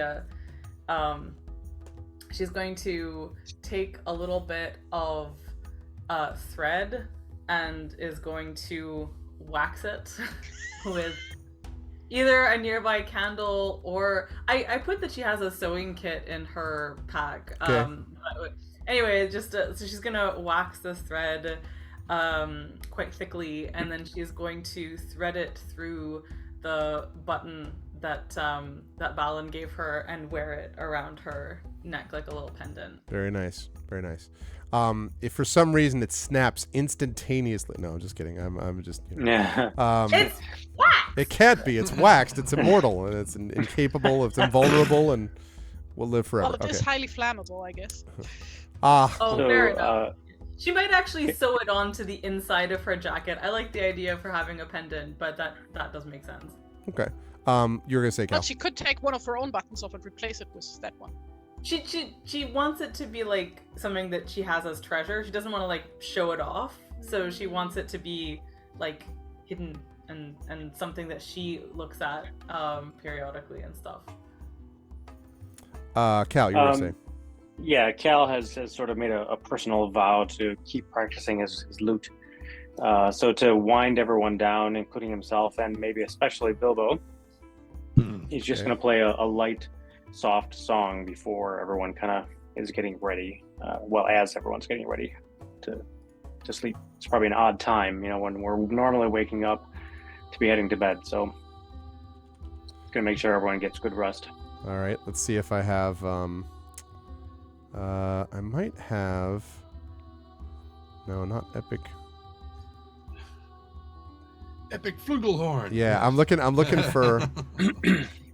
I was looking for something which is. Well,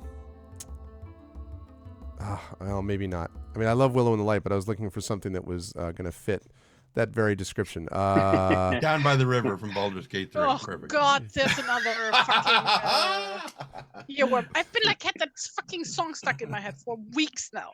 Let's It's see. the worst. I mean, it's a wonderful No, not song, that. but it's the worst. How about? Nope. The Maybe. Weeping Dawn. The river.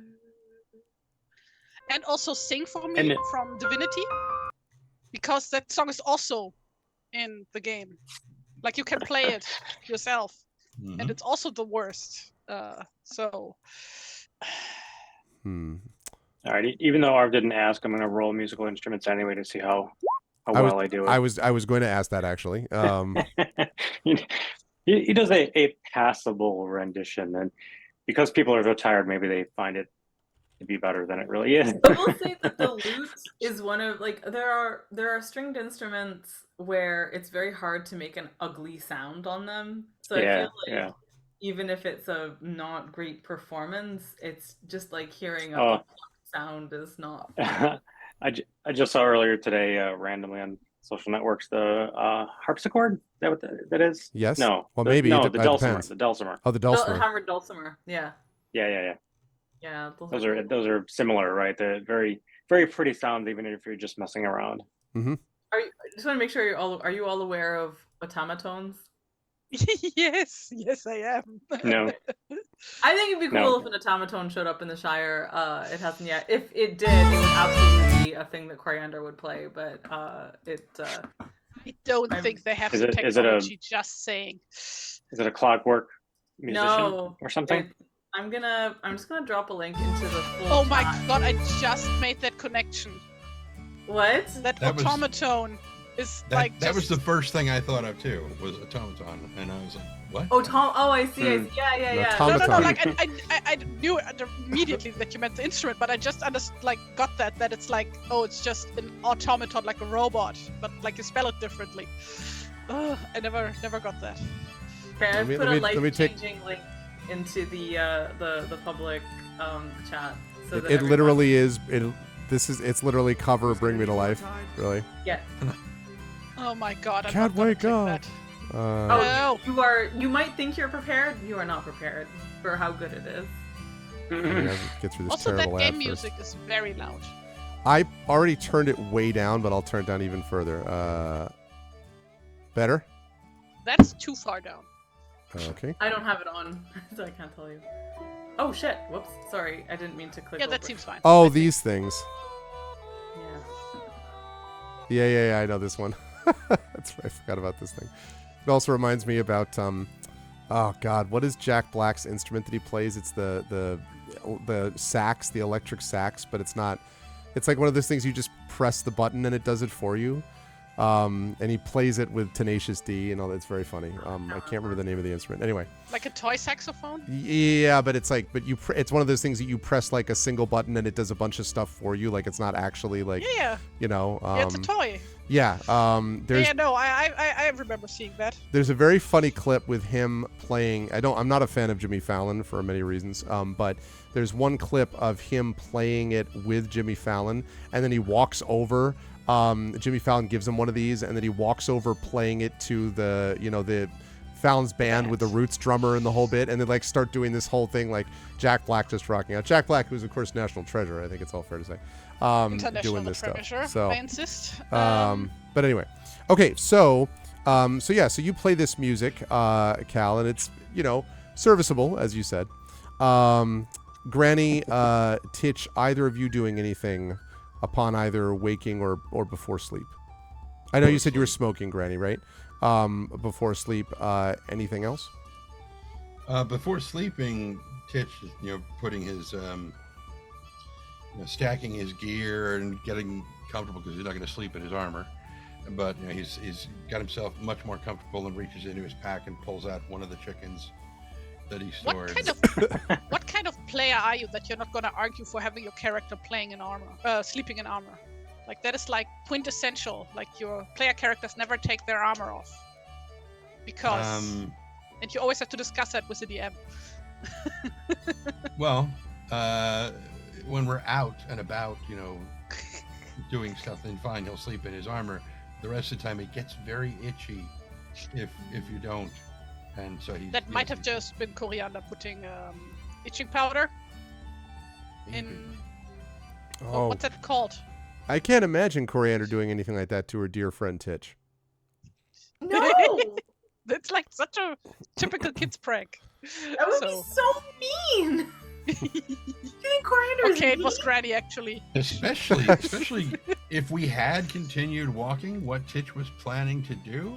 I mean, that would just be unbearably cruel. Yeah. And then so Titch has got He's got like a drumstick sticking out of the corner of his mouth while he's snoring. Yes. Gotcha. Okay. So as the group of you sort of slowly drop off to sleep, this is one of those moments. Any of you who have ever fallen asleep during the day, when you're not used to it, anyone who, for example, might have, let's say, a week ago, been not feeling well and so slept through much of the day and then felt super discombobulated when they woke up. I wonder who would that be. But anyway, those if you've who ever work at night because it's the only time. Yeah. Well, same, right. It's one of those things where when you wake up during the day, there's a sort of this weird juxtaposition. I had this experience also when I went up to Norway, because I traveled up there in April or May. This is 20 years plus ago. And you may not know this, but there's practically no darkness at all at that time. Like basically the nighttime lasts like an hour or two.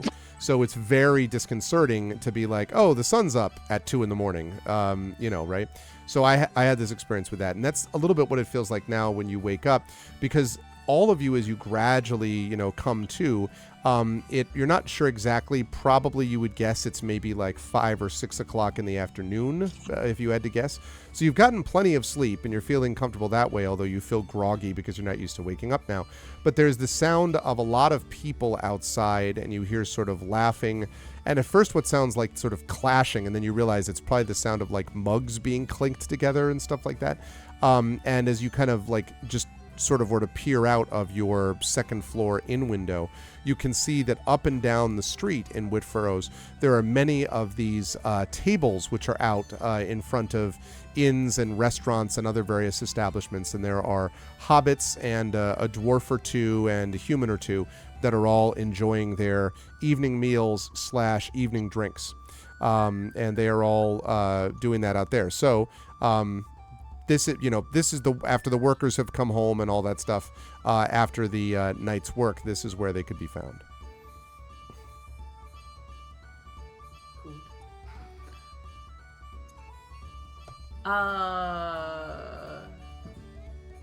So it is evening now.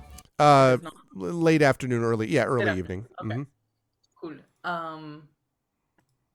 I think basically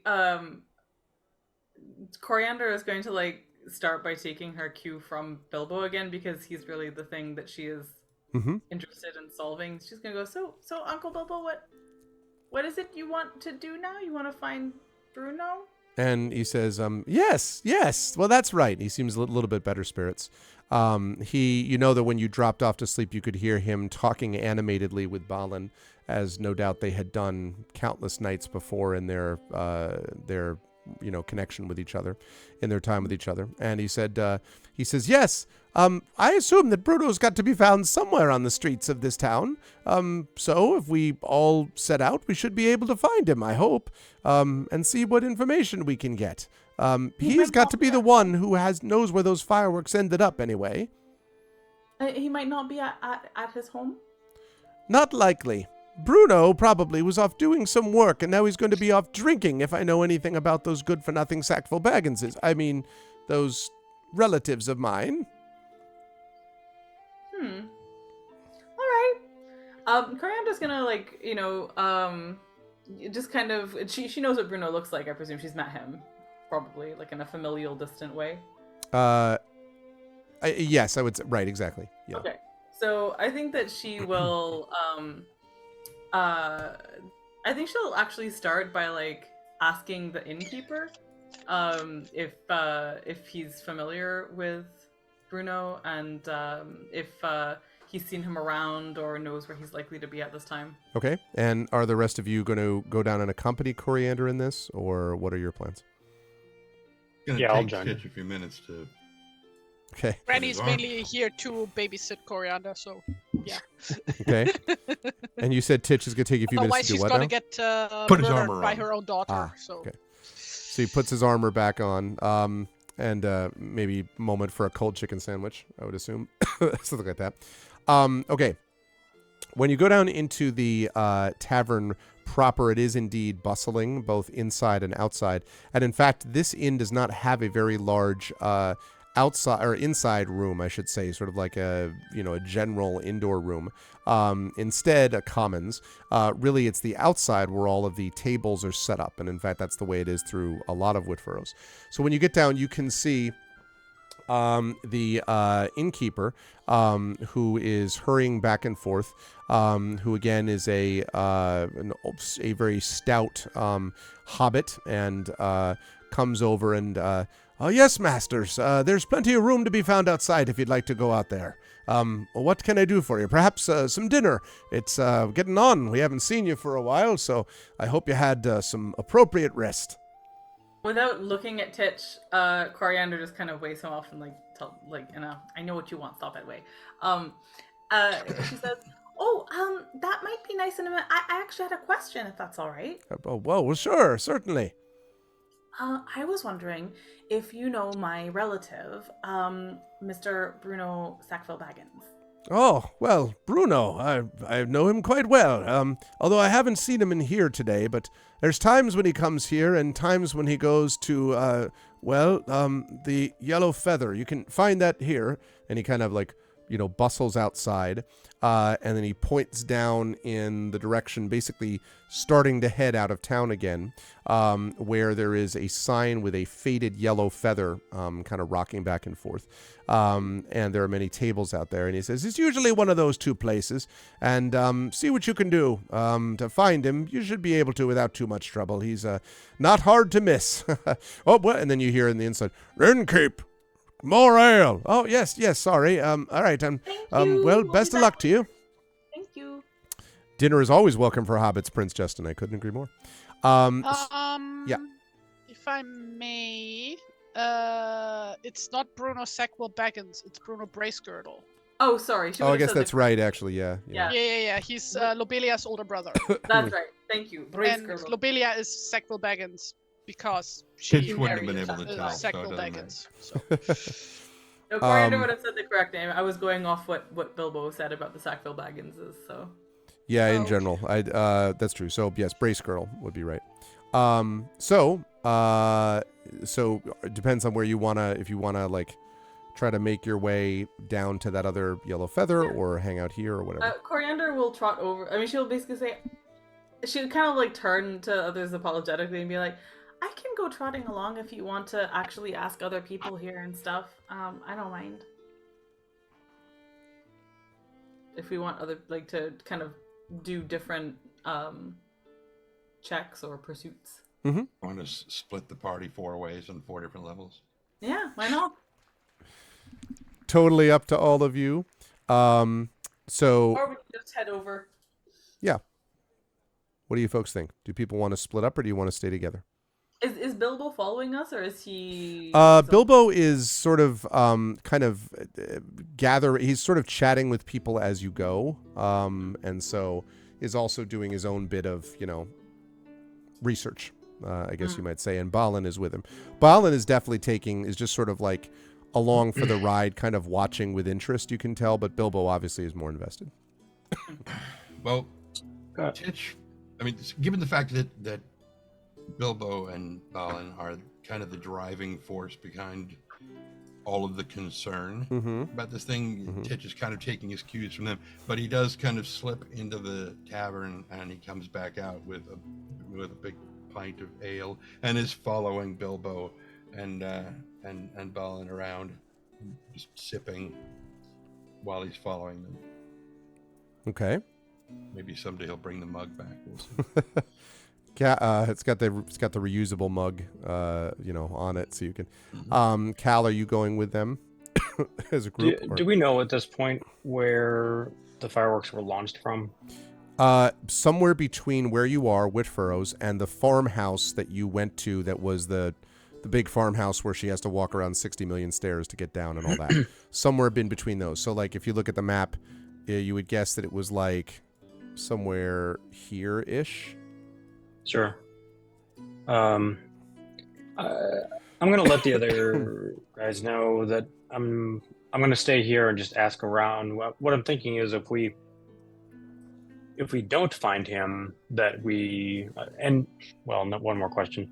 Do we think there'll be another show tonight? Is that sort of That's Bilbo's concern. Bilbo's concern is that he's going to do this again and that he's going to use up more fireworks and put everyone at risk. As to whether he's as worried about being at risk and as to whether he's worried about that or about the fact that you'll use up the fireworks, which is a Rudenose theory. Sure. All right. So what I want to do, and I'll let everyone know this, I'm going to stay here and ask around, just see if I can find a specific location for the firework launch, thinking that if we don't find him, maybe we'll find him there as things get started. That's a great idea. Yep. Has Granny been to Whitfurrows before? Oh, I'm certain at some point she would have been, yes. How well does she know the place? She's getting on in years. I don't know. I mean, I think you'd need to tell me whether you think she'd have reason to come here. This is it's a decent sized town, and it's certainly known to the people of the Shire. I don't know whether it's something that she would spend a lot of time, going to or hanging out with necessarily, but it's not. That kind of depends of anything. Like this is kind of out of the way. She it's multiple hours of travel, right? So right. That's right. It kind of depends on if there's anything of interest in Whitfurrows that she would want to check out. Like, I don't know, like a market every month or something with like traders, or no, I don't know, her month, like her weekly book club, or no, she doesn't. She's not in the weekly book club, but yeah, like something like that. The weekly pipe club. Weekly pipe club. Yeah. Well, there is the example that I would use for this is if you were to head east out of Whitfurrows, you would eventually find yourself at the Brandywine Bridge, and the Brandywine Bridge eventually brings you over out of the Shire and brings you on into the lands beyond. There is one thing that you note or that you remember, which is that far to the south of this, near a place called Deep Hallow, which is called the village of Deep Hallow, is a place where there are some there are rumors of mysterious sounds of singing that sometimes come from the marshlands near Deep Hallow, and the rumor has it that this is related to a tale of a lost hobbit and the ghost of the hobbit that still wanders that area. But it's not clear as to, you don't remember the details of it, you just remember having heard that somewhere before. So that's a little bit of an interesting, I'd like to check that out, but that's fairly well to the southeast of here. Basically what goes on here is mostly trade, and there's a little bit less of that than there used to be, but it's still at a major crossroads. There's also Frogmorton, which is to the west, And that is best known because of the chorus of frogs that on a summer night can be heard, loud croaking around Frogmorton, although not nearly as bad here in Whitfurrows. So Whitfurrows itself that is would kind of like... explain all that singing, wouldn't it, my boy? Exactly. Just them frogs. Exactly. It's not the ghost of some hobbit and his pony named Wildfire, right? Okay.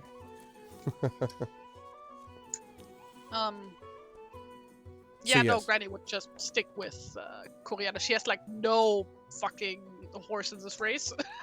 She's just there to make sure Coriander doesn't do anything, that her daughter would lynch her for. Okay. So, yeah. Okay, well then let's start with Cal, and then we'll jump to the other three. So as I understand it, then Coriander and Granny and Titch are probably going to head with Bilbo and Balin down the road to this yellow feather sort of lead that they were given. And then Cal is going to stay here.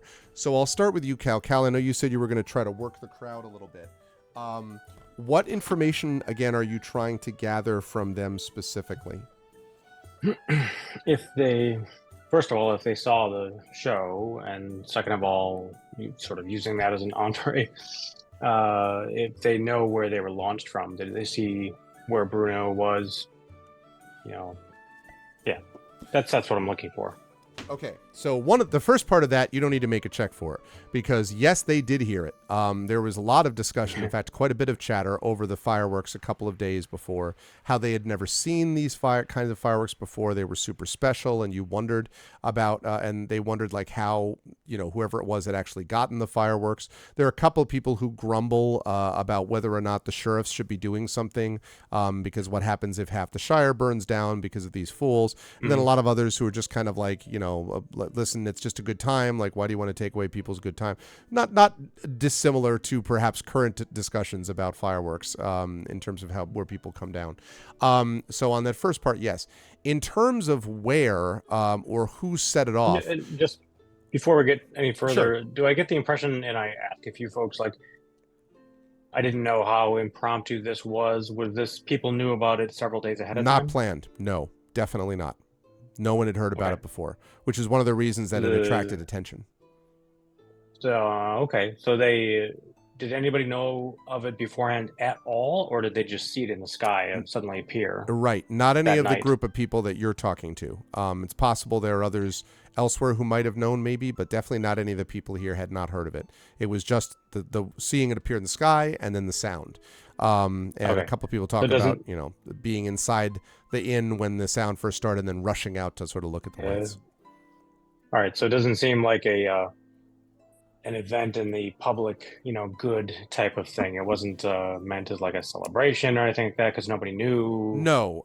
Some people did find it exciting and fun and they thought it was great, and other people not so much. But it was definitely not something that was planned ahead of time, and certainly not by any authority. Okay. Yeah. And then, and then this specific location, if anybody happens to know. So, all right, for this, I'd like you to make an investigation check for me, please. I am not very good at it, so I'm Just roll high. asking around fairly clumsily. Middling. Like my lute playing. Yeah, like you're sort of looking in your loot. I know it's in here somewhere. Pleasant at times, at other times not so much. Hit a couple of good chords, couple of not, couple of twangers. You don't. You get very wildly. It's less that people are not willing to tell you, and more that there's wildly varying disagreement about where it actually was. The general sense that you get is it was somewhere to the south of Whitfurrows, but there's no specificity other than just somewhere south. And as to whether Bruno was involved, there's wild differences between whether people think it was Bruno. Some people are like, this could not possibly be Bruno. Other people are like, we don't talk about Bruno. No, everyone's like, we don't. A lot of people are like, don't.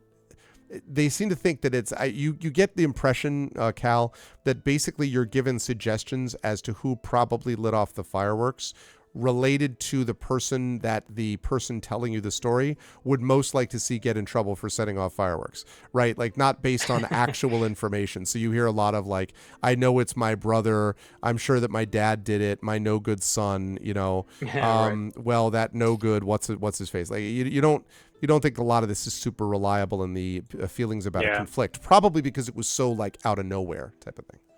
Okay. Yeah, it's Among Us in Okay, the Shire. Yes, exactly. Written on that's right. So once you're done with that, are you going to join your companions, Cal, or are you going to stick where you are? Thinking, well, yeah, I will join them. I want to go look for this place, but I think I'll join the group instead and You let them can know. mark it on your map though, based on, you can sort of triangulate it a little bit based on where you think it's likely to have been, for whatever that's Okay. worth. Yeah, I'll over a beer, I'll do that, and then I'll go meet them. Okay. In the meantime, the rest of you have gone down to this inn called the Yellow Feather.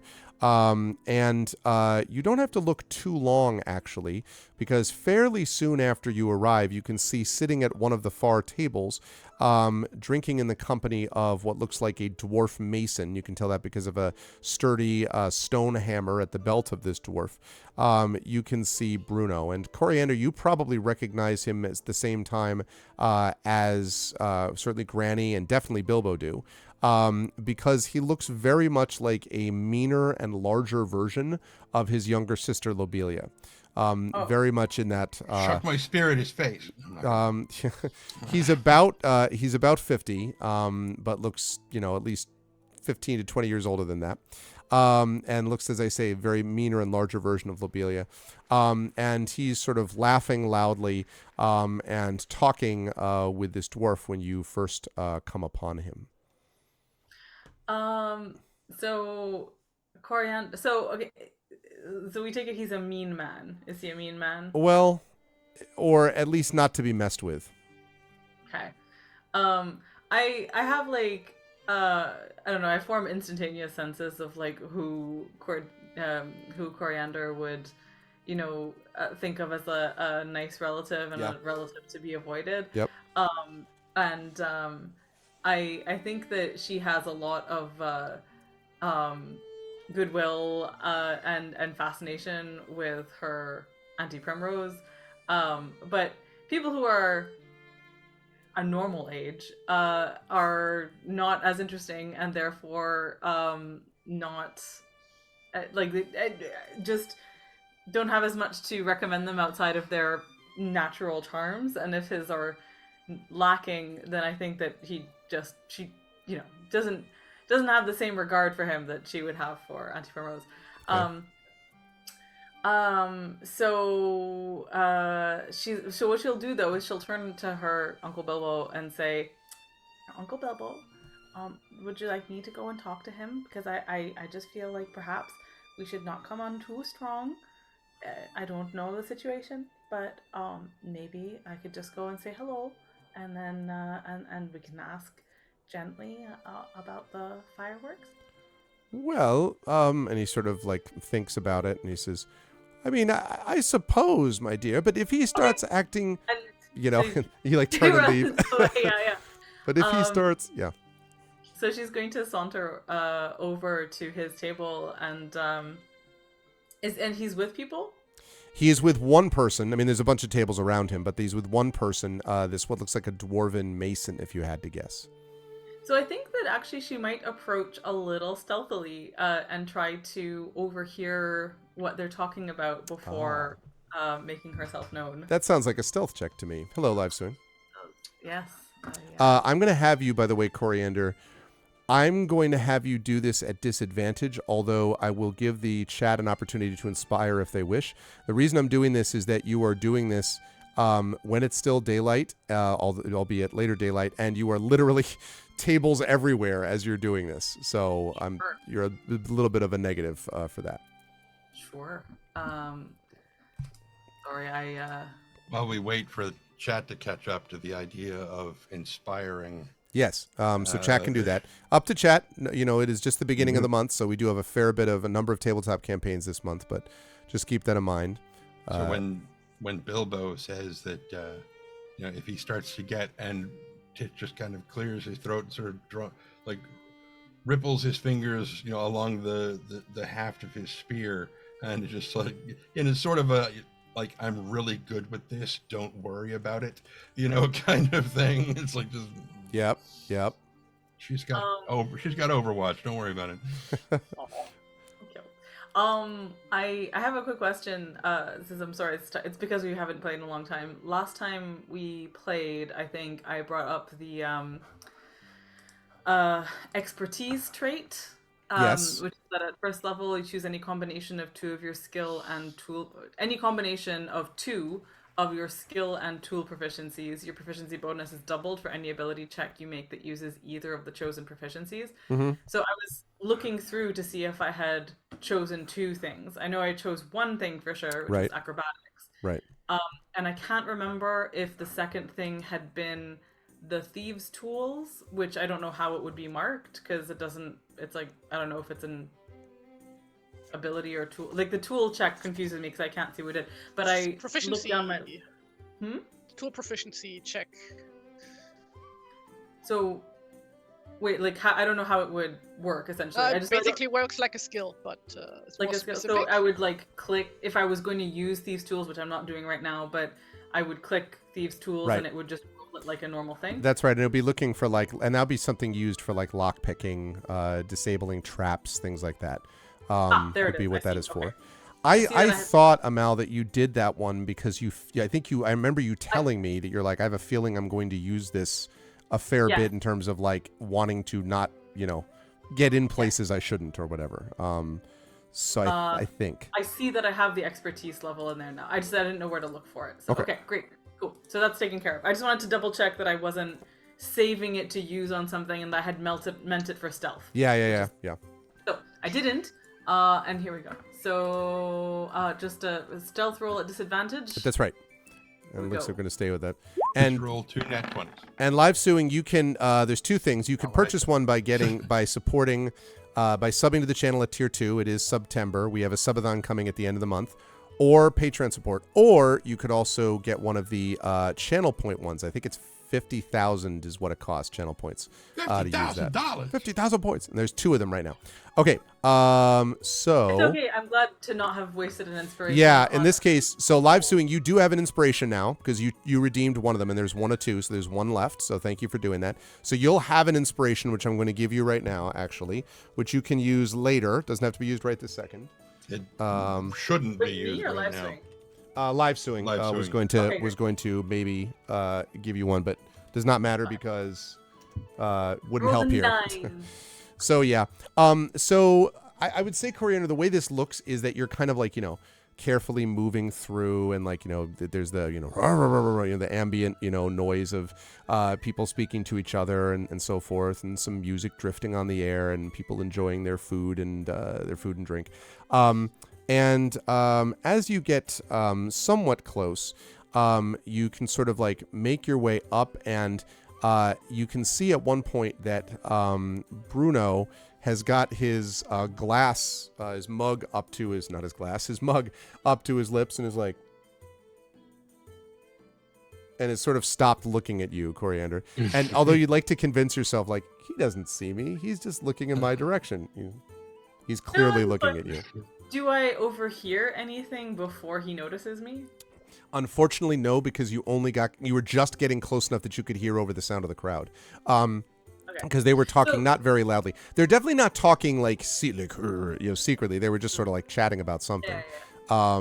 But yeah, and he does recognize you a little bit. It seems like he recognizes you a bit. As soon as he makes eye contact, she will actually like smile very brightly and hop forward and say, "Uncle Bruno, hello."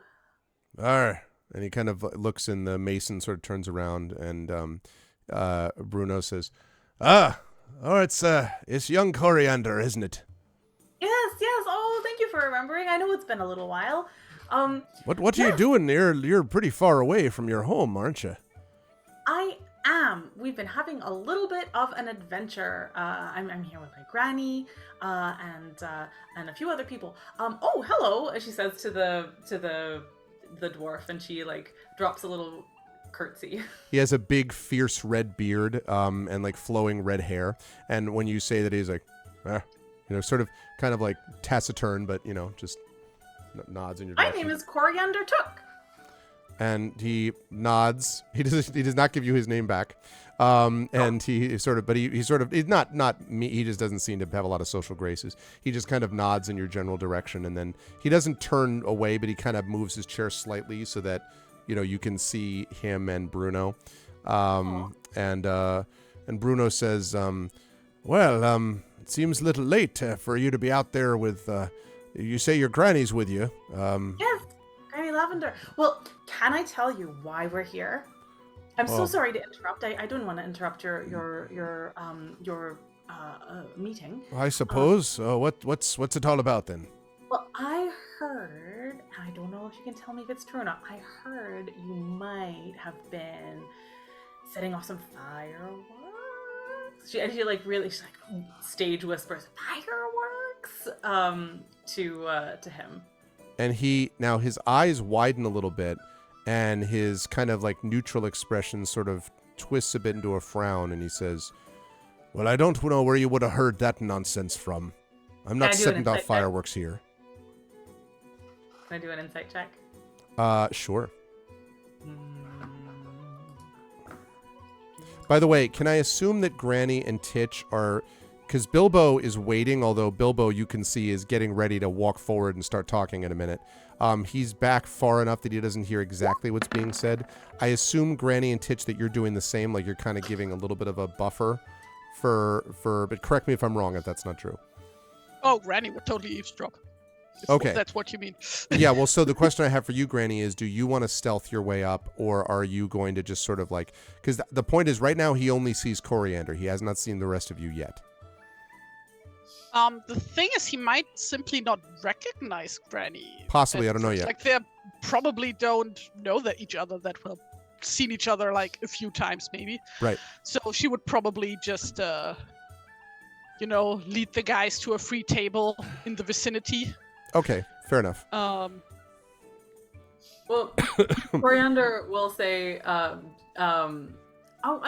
would be how. So you didn't set off any. I was sort of hoping to see some fireworks, and it's a little, and wow. Well, fireworks can be dangerous, You can't just set that off anywhere you want. I mean, sometimes, fireworks are meant to be kept, careful like, and you gotta be super careful about them. So that's what I know about fireworks. Not that I have any personal experience, you understand. Bruno, I am so happy to hear you say so. That is what my Uncle Bilbo has been saying all this time. Uncle Bilbo, come here. So Bilbo takes a few steps forward. The minute that happens, when you say Bilbo, Bruno looks like he's just sucked on a lemon, and he's like,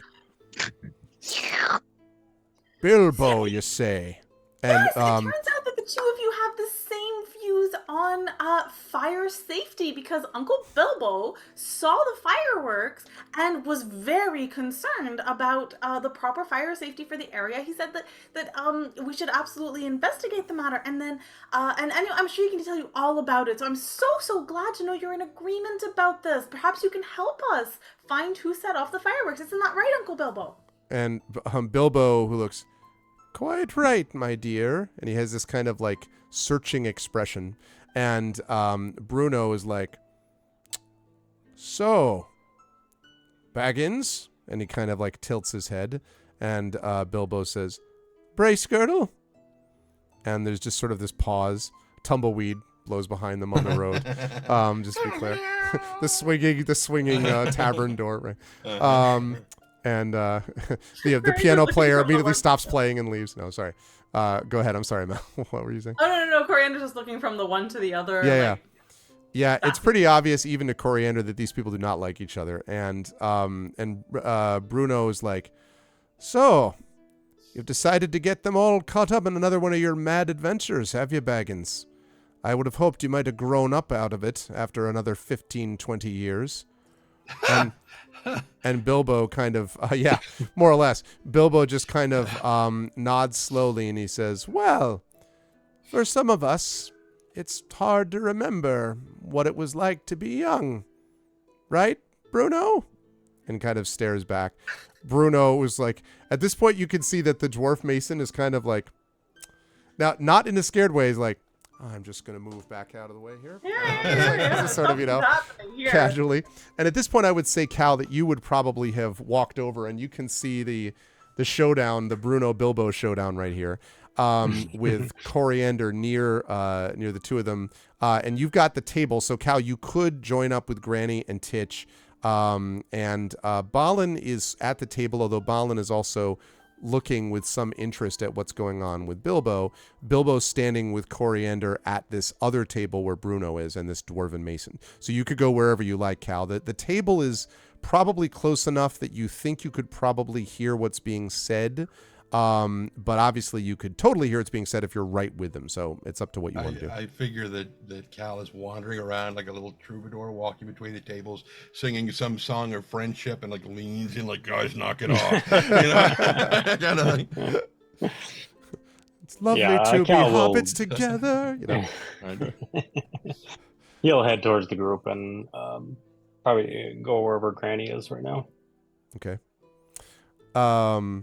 And Bruno sort of, well, I wouldn't know much about that. It's difficult these days to sometimes be a respectable hobbit when you have others filling impressionable children's heads with adventures. But perhaps you know what that means. And Bilbo says, I do. Impressionable children. Children who could, for example, find themselves at danger at the wrong end of a firework. And sort of stares at Bruno. And Bruno kind of looks back and says, I don't know what you mean. It's the second time I've heard this nonsense about fireworks. All I know about fireworks is you want to be careful around them. All I make sure that I do is give myself a little bit of distance from all that nonsense. And he kind of... Do you not like fireworks? And you asked Mr. Bruno? Yeah. I assume. And Bruno kind of, he says... I suppose they're fine in their way, but at some point you might grow out of them, you see. They're not as interesting to certain people once you've reached a certain age. And he kind of glares at Bilbo, very clearly not paying, I mean, he answered your question, but not very much paying attention to you. And Bilbo's like, that's fascinating, because we just heard from your mother that you did, in fact, set off some fireworks. And... Is there a word for like when the lemon eating the lemon has doubled in intensity? Like we've enhanced, like lemon on steroids. It's now lemon plus lime. I don't know. He's like, he now looks like he's like, what do you have to say? Speak your piece and get out. And Bilbo says, I was just hoping to find out what you did with these things given to you by a certain wizard. And so he's sort of glaring back at...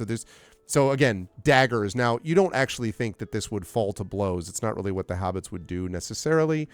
And now you can note that some of the close tables have sort of stopped their drinking, and they're all kind of like leaning in a little bit, listening, because this is much more interesting than whatever they were talking about.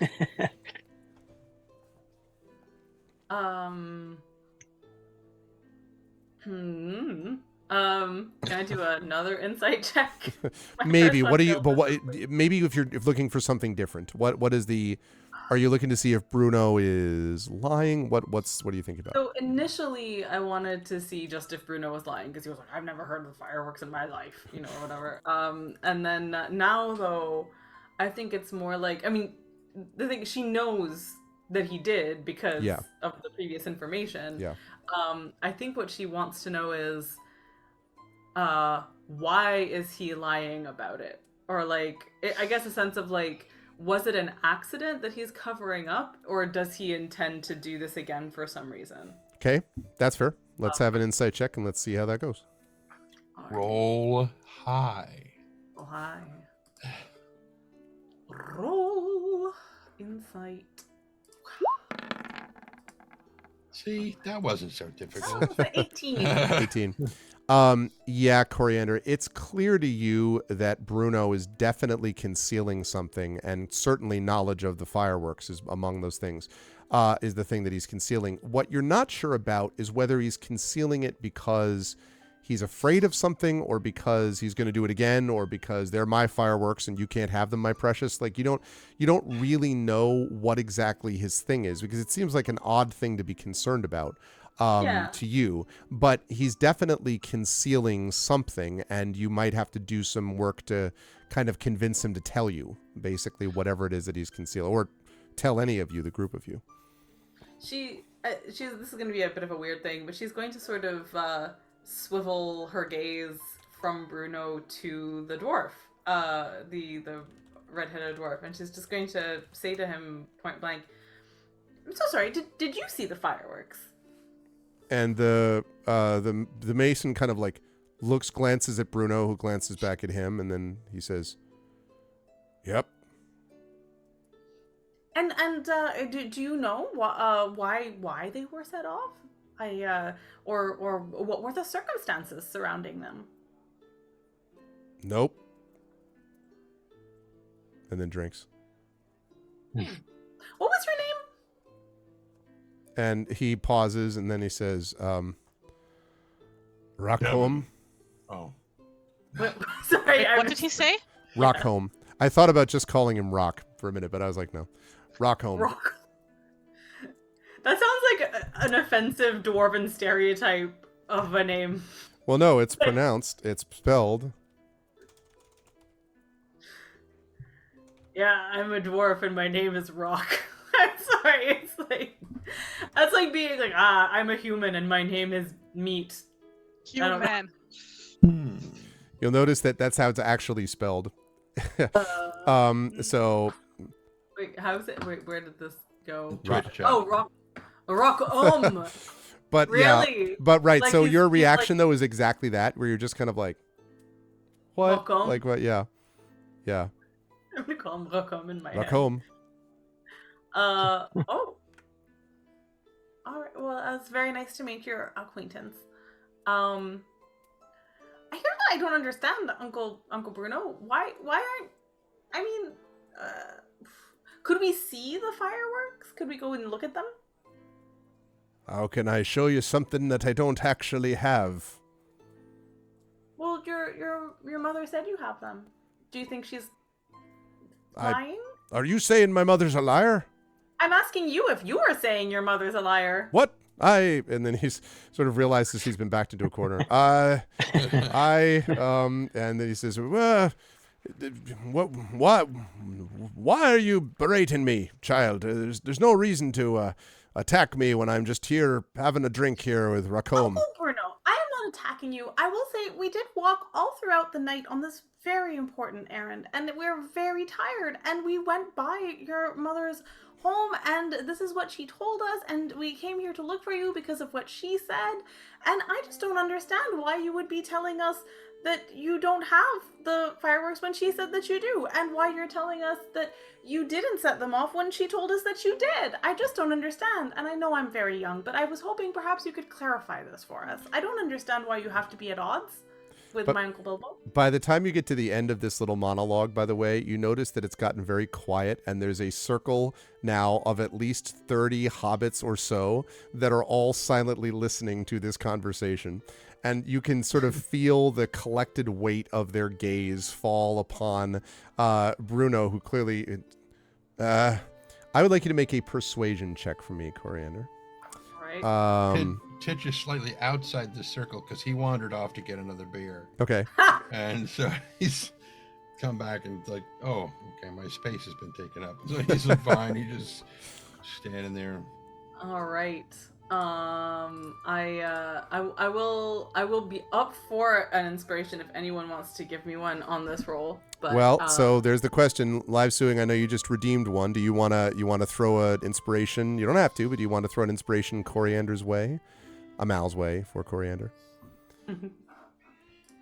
Yeah, I've heard of that quest. 3 goblins in a trench coat. Yep, I've heard of that I quest. was just thinking about that, but it was Yep. 3 kobolds in a trench coat when I was thinking about it. I was seeing human. Human. Yeah, exactly. Does he work at the business factory? Yes, where they make Wow. business. And I work. I actually was imagining it's sort of vaguely like Prudhomme, like Prudhomme, which is a former quarterback as well. Hey, Murr.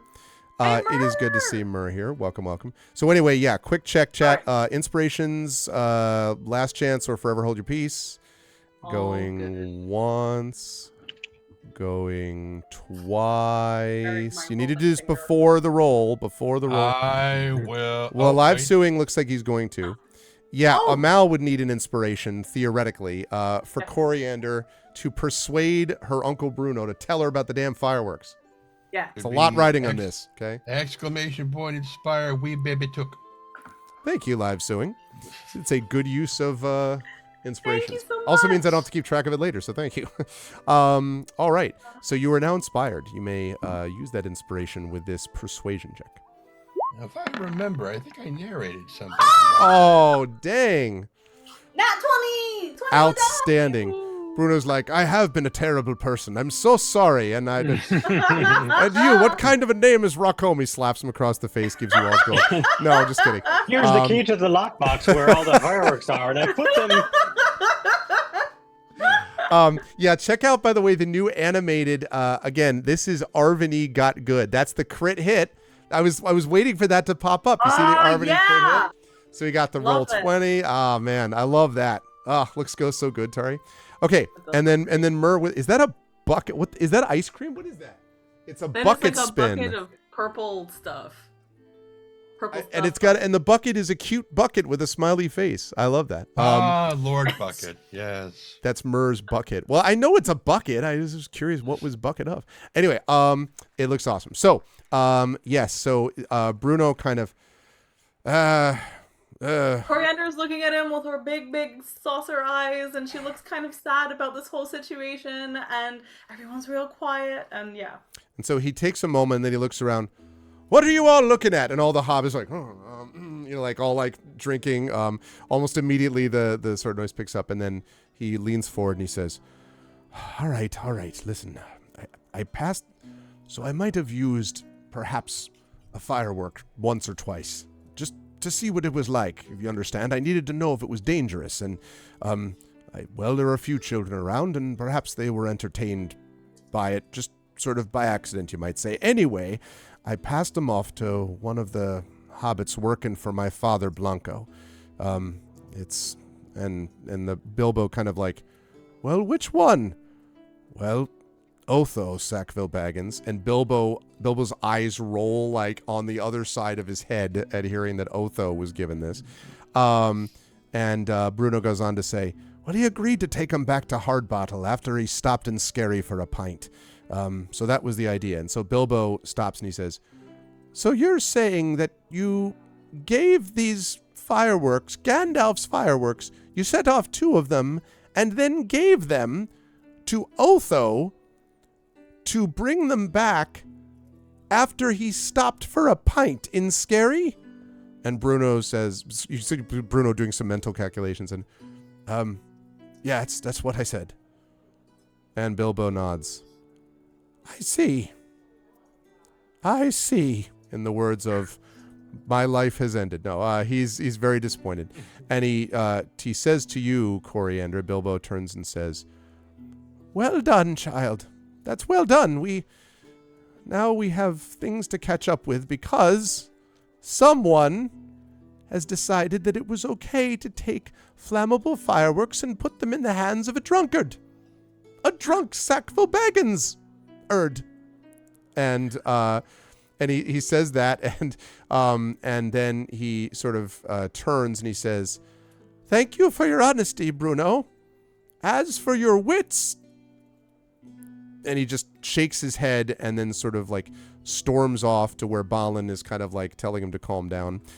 Bruno, in the meantime, is looking kind of after Bilbo and then looks back at you and he says, all right, now if you wouldn't mind just sort of not letting this get out to everyone, I'd appreciate it. It's I wouldn't want it to be misunderstood. And he kind of like gestures in the direction of Bilbo's furious back, which is turned on him.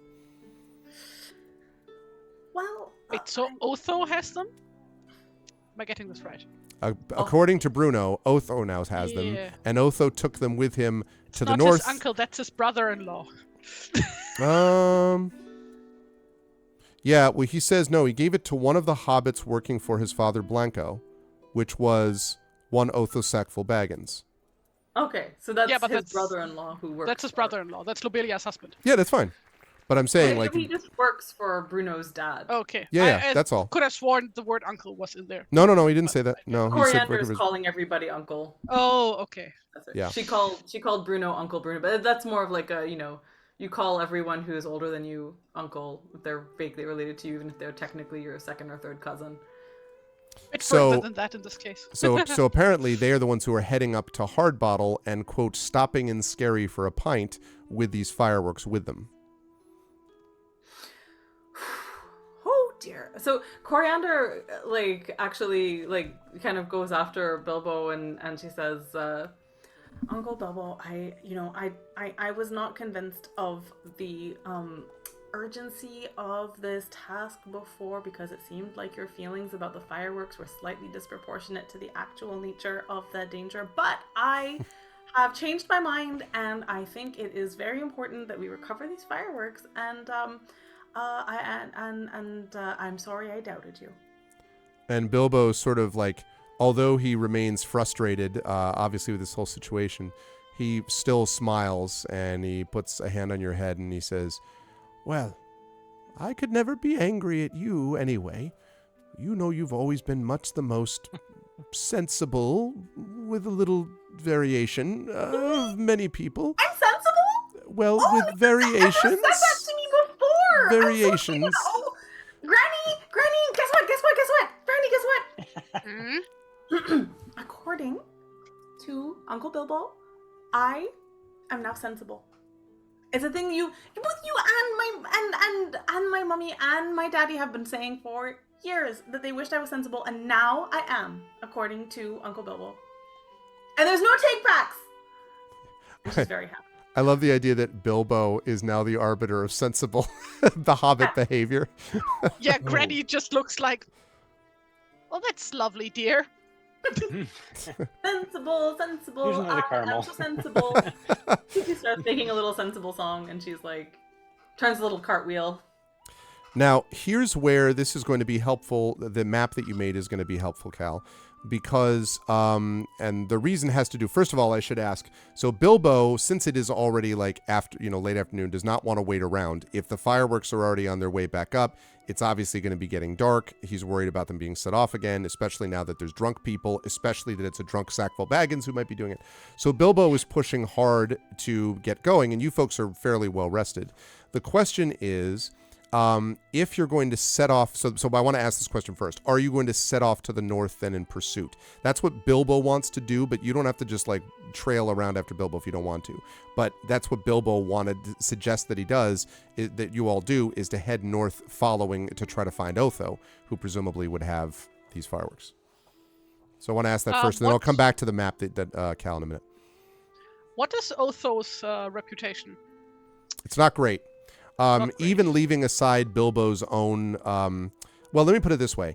Leaving aside Bilbo's feelings about the Sackville Bagginses in general, it is definitely the case that Lobelia and Otho, Lobelia's always been the person who sort of calls the shots from what you can tell in their relationship and makes sort of the decisions for them. But that doesn't mean that Otho is some kind of stereotypical henpecked, it's not actually the case, because Otho also has his own kind of ambitions. You've always felt, Granny, like Otho is a little...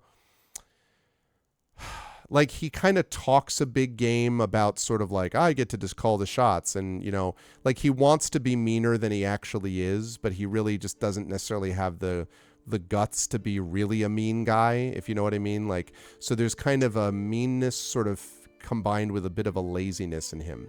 And so that, like gives off the vibe like, oh, he would be a nicer person if he had like better companionship. that's exactly right. Yeah. Okay. Yeah. Right. In that case, Granny would turn to Bilbo and be like, well, I mean, it's been a long trip already, and all this walking, should stock up on some proper provisions, Hobbit needs to eat. So maybe we can buy some nice food set on the road. And like I'm assuming that this establishment that we are at like also serves food, right? Oh yes. It's, yeah. In fact, Like, there are a there's number of probably, trays of some roast kind chicken like, not far from you. cake cabinet or something with like freshly baked cakes and stuff in there. Mhm. As often is the case at like restaurants and cafes. Yes. I found. There are in Like fact. she points over there like you know. And Bilbo sort of nods and is like, "Oh yes." He seems slightly distracted, as if like, that's fine. And without thinking about it, pulls out a coin from his belt. And I want to be clear how casually he does this. That he pulls out a coin, and you're just like, again, Granny, and all of you would know that this coin is like. Again, like that's enough. The coin that he's suggesting would be enough to feed all of you for like a week, and he's just kind of like here and like tosses it over to you like it's nothing. Not because he's trying to be like, check out my flex, but because he doesn't think about this. Like he just is like, yeah, whatever, money here. Like, because he's obviously worried about getting back the fireworks. So he is perfectly willing to fund your fuel for your expedition, if you will. So like what is this then? Like a gold coin or whatever? The equivalent of it, yeah. Enough that you could get multiple, probably roast chickens and potatoes and root vegetables and definitely some honey Kitchen's cakes. like, what? Yeah. And some honey cakes, although not Bjorn's honey cakes. Oh. Can we get all chickens? Titch says. Yeah, right, exactly. Yeah, Granny grabs a coin and looks at Titch. You brought a backpack, right? We are going shopping. Is this backpack, by the way, lined with a cooler? Like, what? He just puts a chicken in a backpack? Is that how this goes? Well, I mean, it should be fine if it's like eaten the same day, right? Right, yeah. Yeah. I just had this image of like an aluminum foil covered chicken that you just stick in a kid's backpack, and I was like, Well, no, it's like twisted up into the shape of a swan. okay, right. That's the important part. Okay. I like the image So that yeah, you... we buy like all the nicest provisions, and of course Okay. way too fucking much. We're gonna be eating like kings today. Right. I hope you're going to put all of these mostly in Titch's backpack so that there's just this like crush of like, chicken leg and like, drumstick foil bits like just sticking out, whatever. Oh my God. Anyone else buying fresh fruit and any other grilled provisions chicken that are and of the pies non-edible and variety whatnot. that anyone wants? Wax thread. Wax thread, maybe. Go ahead, Cal. I wish Bolo was here so we could use those chicken bones for like soup. And... Yeah. When Arv was describing, Coriander moving up on the table stealthily, I just imagined like some of the other people going, I was in Dale recently and I went to this place called the Battered Mug. Wait, is there like time overlap with that? I don't remember. I need to look up what year the other campaign was in. I do love the thought that our God, what level did we get to? 85. Level like 8? 8 or 9. Might have been 9. Somewhere in there, yeah. I just love the idea of our level 9 characters encountering our hobbits. I think that'd be delightful. That would be interesting. I have not completely, given up on that possibility as an option at some point. Yeah. I actually want to look. Cal wants to get a sensible, actually a couple of ropes, and in fact a grapnel. Knowing the area as he does, he's actually a little bit concerned that we might have to go to the quarry, and ropes are always useful anyway. Okay, that seems reasonable. You actually reach level 10 at the very end, so.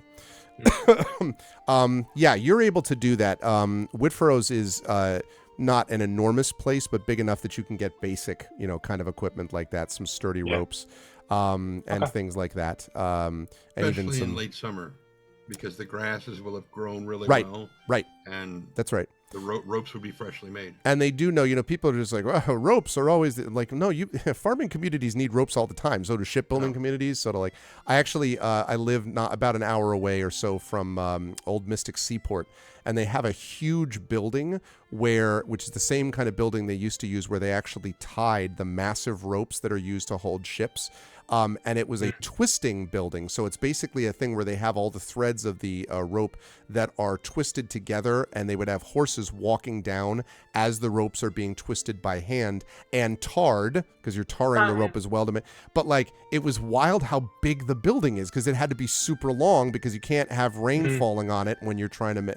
And also, it must have stunk to high heaven making it in late summer with the kind of the tar and everything. Like, I will say though, pine tar smells amazing. yeah, but that's like fair, pine tar but smell. yeah. Oh no, for sure. But like, I think something about the way this is, I don't remember the description, but they said that it would stink pretty badly. Like, people could pass out from the fumes, maybe just because of the pungency of it. But a rope walk, that's what it was called. Yeah, a rope walk. Sorry. Yes, I know the we word. are 1 year after the last campaign. Ah, okay. Right. I thought it was within the we. same. I I thought it was confused within it. the same ballpark.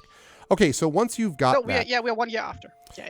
so once you have those things, then you were able to set off so that it is probably just early evening, maybe like 7 or 8. So sun basically setting quickly. And after an hour or two, as you're going along, Bilbo sort of in better spirits, because he feels like at least he's, in pursuit of this thing, and he knows exactly where he's going. Balin has been pretty quiet the whole time, being hot pursuit. I know, I thought about that as he's walking up. And then you all hear a in the distance, and it is not the sound of fireworks. And Balin says, "Well, we'll have to have our spare cloaks about us. It appears the storms are coming to us before we get to the fireworks." And that is where we are going to bring our session to a close for today. By the way, in case anyone's curious, halfway through About Most Excellent Fireworks. As I told you, this is considerably shorter. So, but I am so happy that we got to get back into this. It just makes me smile every time. I was really happy about that. I will start with... gentleman bottom right. Tren, fun stuff today with Titch. I admit that I was using a little bit of this. This was going to avoid any of the why would I come on this trip, but I knew if I used the lure of roast chickens. But also that, and the fact that there is a little bit of I feel this also plays into Titch's safety dad persona, where there'd be a bit of this like, wait a minute, people are setting off fireworks illegally. This cannot stand, So I had this image of both of those things in mind. And we'll see what happens as we move out of the civilized lands and sadly away from chickens and move into, this more still civilized land, but, into an area that's maybe a little wilder and not quite as sort of traditionally safe. And so it was fun to watch Titch sort of in the background watching to see what was going to happen next with Bruno, Bilbo, Primrose, etc. How'd you feel about today's session? Where will the fine folks find you next? First, Asterisk snugs a fox. Or excuse me, no, that's not how I usually say it. Snugs him some fox. There we go. That's what I usually say. Yeah, I really liked today. I thought it was awesome. There's just the idea. I seem to keep leaning more and more and more into Titch just being like a combat version of Shaggy.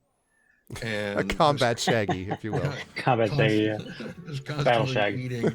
Oh, Battle Shaggy. I like that better. Battle Shaggy. Yoinks! It's just Yoinks! Yoinks! Well, now you have to write ready. that story, Brad. Now we need combat Shaggy with Yoinks. Yeah. It'll be the sequel to The King Must Fall. It'll be great. Anyway, yeah, just he was ready to throw hands and spears. He was just anything, just a spear just into the tabletop, just kind of thing. But it didn't come up, so that's fine. Yeah, really enjoyed it. As always, had a lot of fun. Love playing with this group because we have just such a brilliant mixture of in-character antics and out-of-character antics, and it just makes everything flow really well. Yes. Anyway, who am I playing? No, that was before. Let's see. Where will people see me next? Yes. That's a great question. Here, Sunday, Saturday, whatever day that is. Right, for some Eberron as we get back, which is, speaking of intense, that thing is intense in another way. With campaigns and fighting. Oh, by the way, I wanted to tell you very quickly about this, that I read a fascinating article, and I want to recommend it to everybody, in the New York Times, which I admit has lots of problems, but this article was about, but not Amal's part of it, so leave that part out. But it was about inmates on death row in Texas playing Dungeons and Dragons. Like, really, really interesting, very moving in a lot of ways. I didn't think, like, the prose is fine. Like, I didn't think the prose was like, it's the best, but it's very interesting and is further proof of why Dungeons and Dragons is so great. Why do I bring this up with you, Trent? Because one of the characters... I'm a con, but... Yeah, right, no. Because because of Texas, no. The real reason for all those is because the character that one of the guys created, this is a guy, I won't spoil it for you, but one of the guys on death row is from Eberron, Decaneth, who talked about the experience of being an artificer and about how it gave him some, like, control over his life because he could build it in a different way. And I was just like, most of the people reading this, are not going to know very much about D&D, and they sure as hell won't know much about Eberron, and they'll know even less about Decaneth. But I was just like, what are the odds? Like, I know about all of these things because of this. If you get a chance to read that, I highly recommend that, chat. It'll be a further examination of why on earth we still have a death penalty in 2023. But secondly, about Dungeons and Dragons and the incredible way in which it can energize and inspire even in dark places. So anyway, sorry, I just wanted to bring that up. That's okay. Yeah. So aside from that, being here on Saturday, wow, we just covered that and I forgot it already. And since I know that Murr is in chat, I cannot remember which of your works I narrated, and it's driving me up the wall. I'm sure it was for Escape Pod.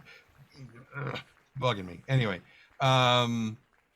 I was trying to flip through them and find it. And I'm like, no, I don't know. It may have been whatever. So, but I did narrate something. Anyway, so the other place that you can see, or rather hear me, there is a furry comic called Sweet Leaves that is about a tanuki whose wife basically loses her battle with postpartum depression, and he is recovering from that and raising his son by himself when he meets this badger named Sebastian, and they fall in love. And so Toby grows up with two dads. Aww. And it's a beautiful, beautiful comic. It's a beautiful cartoony style. It's really, really great.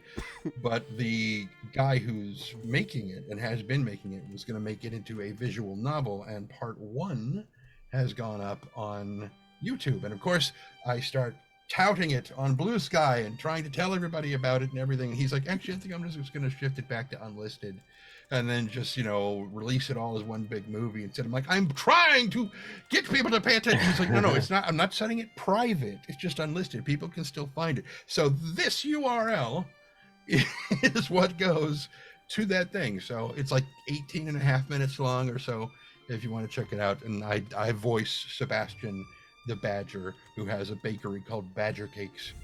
And his big thing is everything's better when it's made with love. And that's cool. The tanukis are yokai. They're like magical creatures that can, summon things, and the video explains it. It's fun, and it's fun, and it's awesome, and it's wonderful. And when Colson and I were recording our respective parts, Colson being the guy who made it, whenever he's delivering his part about his wife, the character's wife dying and everything, he just breaks down crying during the thing because it's what his character's supposed to do. And of course, because we're recording it live on the thing, and so I start crying while he's crying, and then I have to rein myself in so that I can deliver my lines of my part where my character starts crying, and then I can hear him sniffling, and it's just shut up. You're making this. Anyway, it's a lot of fun, and it's very cool. So go and check that out, and I will see you folks on Saturday. Thanks, Trin. Good stuff. I like this. And thank you, Triffid. I forgot about that. The Marshall Project was a partner in this, so they have a free link, and you should absolutely go and click on the Marshall Project's links all the time because the Marshall Project does great work.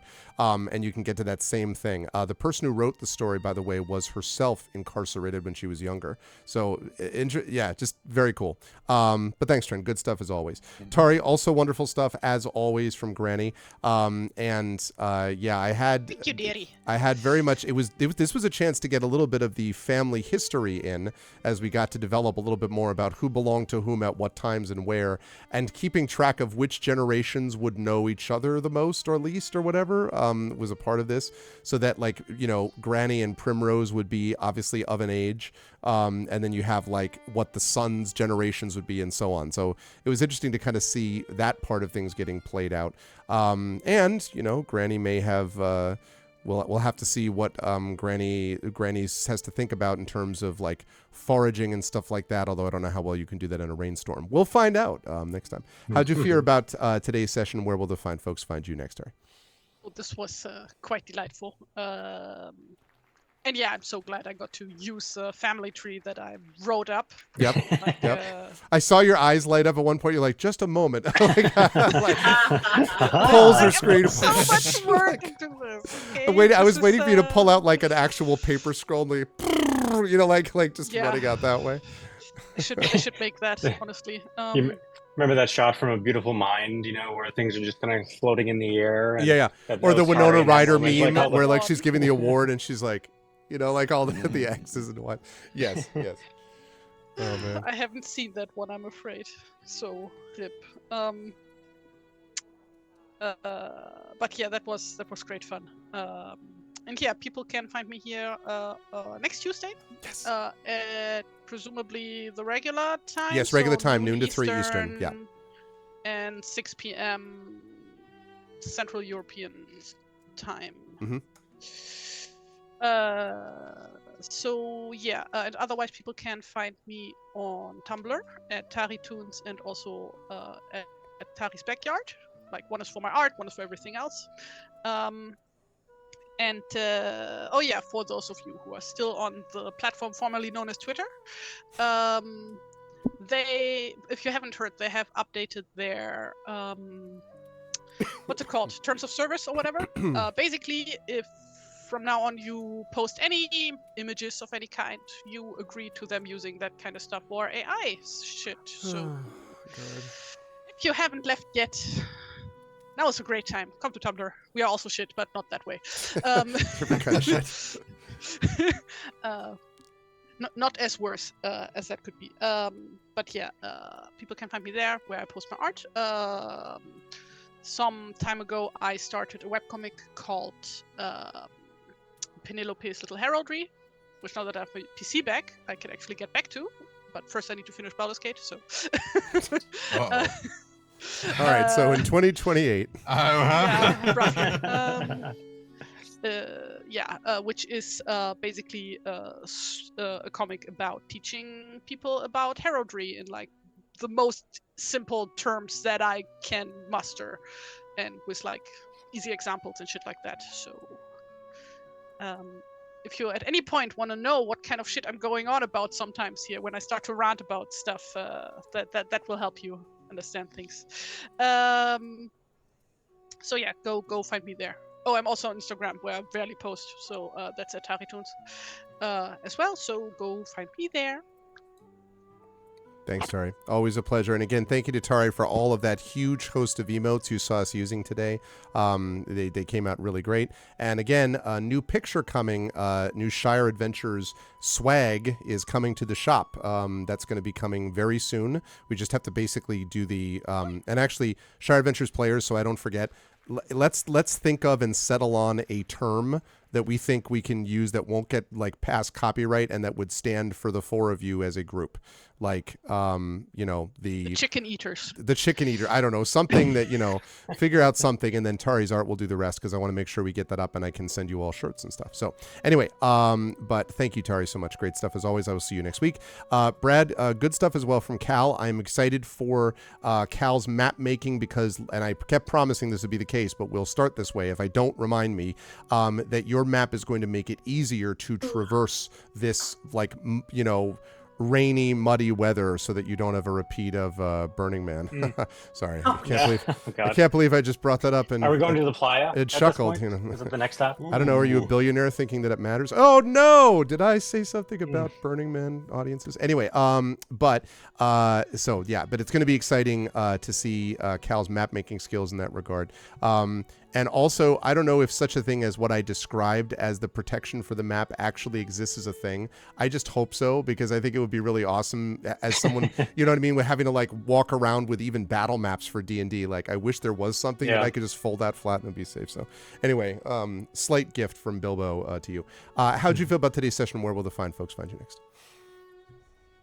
Yeah, it was fun. It was it's going in different directions than I thought it was going to, which is always fun, you know. So now we're going into the unknown. We thought we kind of had this nailed down, but now it's taking a turn. So that's always fun. So looking forward to the next adventure for sure. And people can find me at quillings.com. And then, as Tren alluded to, as soon as this is done, I'm going to be reaching out to Adrian Collins, the owner and publisher of Grimdark Magazine, about the follow-up to The King Must Fall, the new anthology, Grim Scoob. We'll see how that goes. Grim Scoob. Oh man, I can't wait. There it is. Yep, exactly. Well, you're also responsible for. Do you remember what we came up with at the symposium some years ago as a counteracting force to the rise of Grimdark at the time? Do you remember what we came up with? Light Bright. It was our idea to be like, Light Bright. I'm sure that everyone would be fine with that. Right. Glenn Cook and company would be like, and Joe Abercrombie would be like, wait, what? Anyway, where like if you're a bunny and you see something that makes you upset, that's like the darkest that Light Bright ever actually does. Right. So, and then you hop across the flower field to the top of the hill where there's less shadow. It was just oh man, at the time. Anyway, but always a pleasure, Brad, and definitely again be on the lookout for Dragons of Deepwood Fen. I'm serious, that is a good book, and I'm happy for Brad that it's getting out there in the world soon. Thank you, Brad. We will see you back here soon. Last but certainly not least, Mal, wonderful stuff as always from Coriander 2. And I really love the idea that Coriander has this kind of like, the irrepressibility, of course, has always been the most charming characteristic of Coriander. But I think in this case, too, there is a sense of like, it is hard unless you're just a complete jackass. Like if you really hate people, then I guess you can be cruel to anyone. But it's hard if you have a person who's kind of prickly, but then you just sort of like overwhelm them with like, hi, I like you, and I'm completely unconscious of the fact that you're being prickly. Then at a certain point, they're just sort of helpless. They're like, well, which is sort of what was going on with Primrose. It's kind of a litmus test of their character when someone right them with kindness, you know. That's right. And actually Coriander in a way is a litmus test for a lot of things. I think depending on how you react to Coriander, many things change. So I really enjoyed watching Coriander operate, and I think even the failure of the stealth led to a really interesting, fun thing later on. And obviously the persuasion was very clutch, so that was important to find out exactly who had these fireworks next. How'd you feel about today's session? Where will the fine folks find you next? I always worry a little bit about just taking up too much space with Coriander, even though that is like her deal.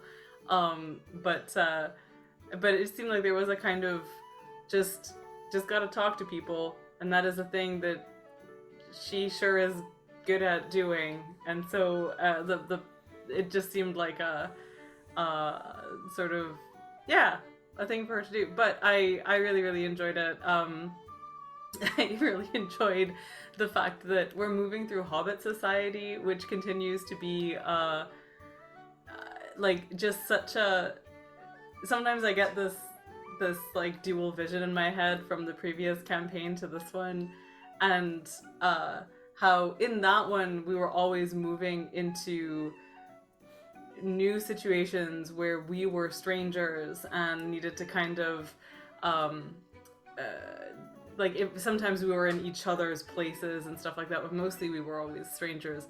But in this case, everyone knows everyone, and I think that's kind of, it's lovely and its own neat thing to navigate, like the fact that like Granny and Cal and Coriander can basically assume that they have met most people who Bilbo knows who are hobbits, right? Like, Very and I much think not stranger in a strange land. Very much, right? yeah, and I think that's really cool. Like, it's actually at the same time I'm reading a book right now that I'm really enjoying. That's going to come out soon, called "The Scandalous Confessions of Lydia Bennet, Witch," and it's a Pride and Prejudice slant retelling where, like, what if everything in Pride and Prejudice, but Lydia, the one who runs off with Wickham in the book, was actually a young witch and had her own side of the story to tell, and it was very fun. It's great, and then but there's a similar society vibe, even though like this is not high society among hobbits. It's the sociability of it is really fun to be in. So I really like it. And I really love Bruno and Bilbo just icing at each other. That was great. It was really nice. Yeah. Anyway, where people can find me next, here. But also, I wanted to say, because I didn't get a chance to say last time, in August I had 2 short stories come out in 2 separate anthologies that kind of bookended the month.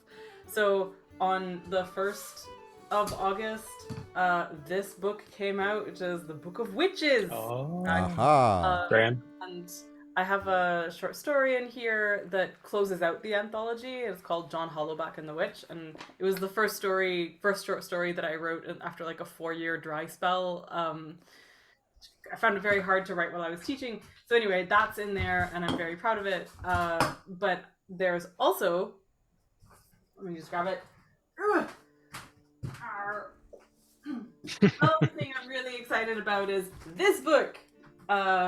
Which is this is from a certain point of view, an anthology of like, what if a bunch of minor characters from Return of the Jedi had their own short story, and I wrote the one that opens this anthology, so they're like About which character? Tian Jarjarod, who is the guy in the opening of Return of the Jedi when Darth Vader arrives at the unfinished Death Star. Yeah. And he's met by a minor bureaucrat there. That's that guy? Darth Vader, with a pleasure to say. That guy. Oh, okay, cool. That's my guy. That's awesome. That's awesome. Does anyone do Nia Numb? The secret power behind the throne? Nia Numb? Oh, I don't know. I have not had a chance to actually... There are 40 stories in the anthology. I knew it was big, yeah. wow. They do it as like, it's a 40-year anniversary since the film, so they go 40 stories for the 40 years. So they did one for A New Hope and one for Empire Strikes Back, and this is Return of the Jedi. Anyway, that just came out on the 29th of August. So both of those are out. I hope you enjoy them if you read them. I cannot believe what Disney let me get away with in this story. It's very, very... I don't think I can say it. I think you just have to read it because I don't think I. Is it meant to be canon? It's canon. Or what if? It's canon. It's right, yeah. Okay. I have this image of some marketing exec, right, is just sort of sitting back there. He's like, I'm going to watch this Twitch. Then he sees, he's like, so what has happened? Like, give me a copy of this film. The things that I cannot tell, like when you were saying, oh, these chickens are not like, scaled down for hobbits, they're normal size. I wanted to say, like the copy editing process for this story, it went through many layers of like continuity experts. Sure, okay. And at some point I had someone say like choking on a chicken bone, and the correction was there are no chickens in the Star Wars universe. They have tip-yips. So you could say it is a tip-yip bone. And I was like, I will not be doing that. It's just gonna be a bone. She could be eating something. But anyway, but it was just it was a cool process to go through. But anyway, all to say, there were a lot of continuity layers, and I kept waiting for someone to be like, we can't do this. And no one said that. That's and cool. So Well, I don't know if he did this actually, but my friend Brian Young, who's an author that Brad probably knows from the symposium, Yeah. that Brian is a big and you narrated one of his books, Trend, but he does tons of continuity for Star Wars. Like he named his kids like Anakin and Scout, right? Like I mean, he's forgotten more about Star Wars than I will ever know. So he does a ton of continuity. I was just talking to him about that at the symposium about continuity checks, and I wonder if he was one of the people doing that for the stories. That'd be cool. But anyway, very cool. Yes, you folks should check that out. That's good stuff, man. That's interesting. So, and it was lovely to have all of my Shire Adventures folks back. I was really happy to get back in the wagon with this. We will have a second session later this month, which will definitely wrap up I think definitely wrap up Most Excellent Fireworks as we move into the home stretch of the Shire Adventures campaign after that. So, chat, can we get some love for the amazing and awesome Amount Elmatar, Brad Bollier, Atari Tunes, and Trend Sparks. Thanks, players. Great work, and I will see you folks soon. Bye-bye. Bye for now. Bye. All right. That is going to do it for that. And I'm really glad, actually. Again, I have a little bit of a sore throat, but not bad. And I really, hold on a second.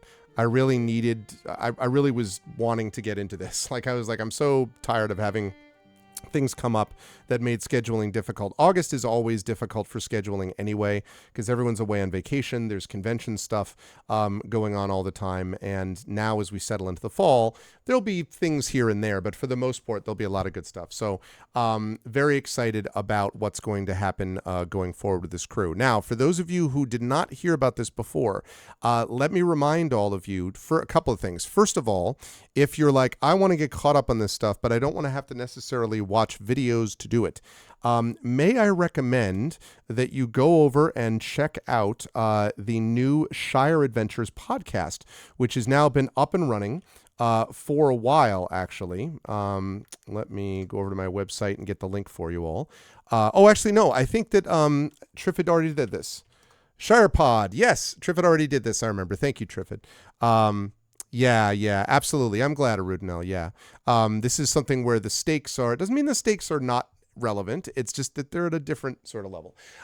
So yes, Shire Adventures. This is the new podcast. Notes have been done by Triffid, who's doing an amazing job with that as always. Rudy Basso is doing the editing, again, doing an amazing job as always. And just like the Curse of Strahd podcast, which is making serious advances, we should be done with the Curse of Strahd podcast, I would guess sometime within the next 8 to 9 months. And then that audio podcast will come to an end, at which point I will then consider switching over to Eberron. I have to think about that because Eberron is going to be twice as long as Strahd was in the end. Although we have moved very quickly. I mean, that's one thing I'll say. We are almost halfway through that campaign, and it's only been a little over a year, maybe a year and a half. So we've moved very quickly to get them to level 10. If we move at that same space and they get from level 1 to 20 in like 2.5 to 3 years, that's pretty fast considering we're playing twice a month. So I am very happy about the pace of that campaign. But in any case, so we have that audio podcast from Curse of Strahd, but along with it, Free League sponsored not only the videos and music and gave us some money for this campaign for what you see in front of you, but also for the audio podcast. And I'm putting it up there because it would be lovely if you could spread the word about it to people and let them know, because some people hopefully can find us through those audio podcasts, and that would be great because it would be really awesome. So let's see. Roof rats. After the roof is damaged, my attic got residents 2,700 damage. The wood is so bad you have to tear off completely, make a new attic. Oh, God, Arudna, that sucks. Bluch. That sounds awful. God damn it. Oh my goodness. The 2021 the third, it's become a freaking trilogy. That sucks, dude. Yeah, the whole roof thing with I know that is just anytime you hear roof repair, any person owning a home shivers. Like it's not good. You don't want that. I'm sorry to hear that, man. I'm glad that we gave you a little bit of something more positive to think about, hopefully than that. So check out that audio podcast. And also, please be aware of our subathon. Again, our first ever channel subathon is coming up at the end of the month. It'll be taking place from the 29th to the 30th. And if you have not heard what I talked about before, the basic deal is this. From noon, we're going to start at noon, and we're going to run until 7:30 p.m. for playing Starfield, where the chat is actually going to be making some decisions for the characters.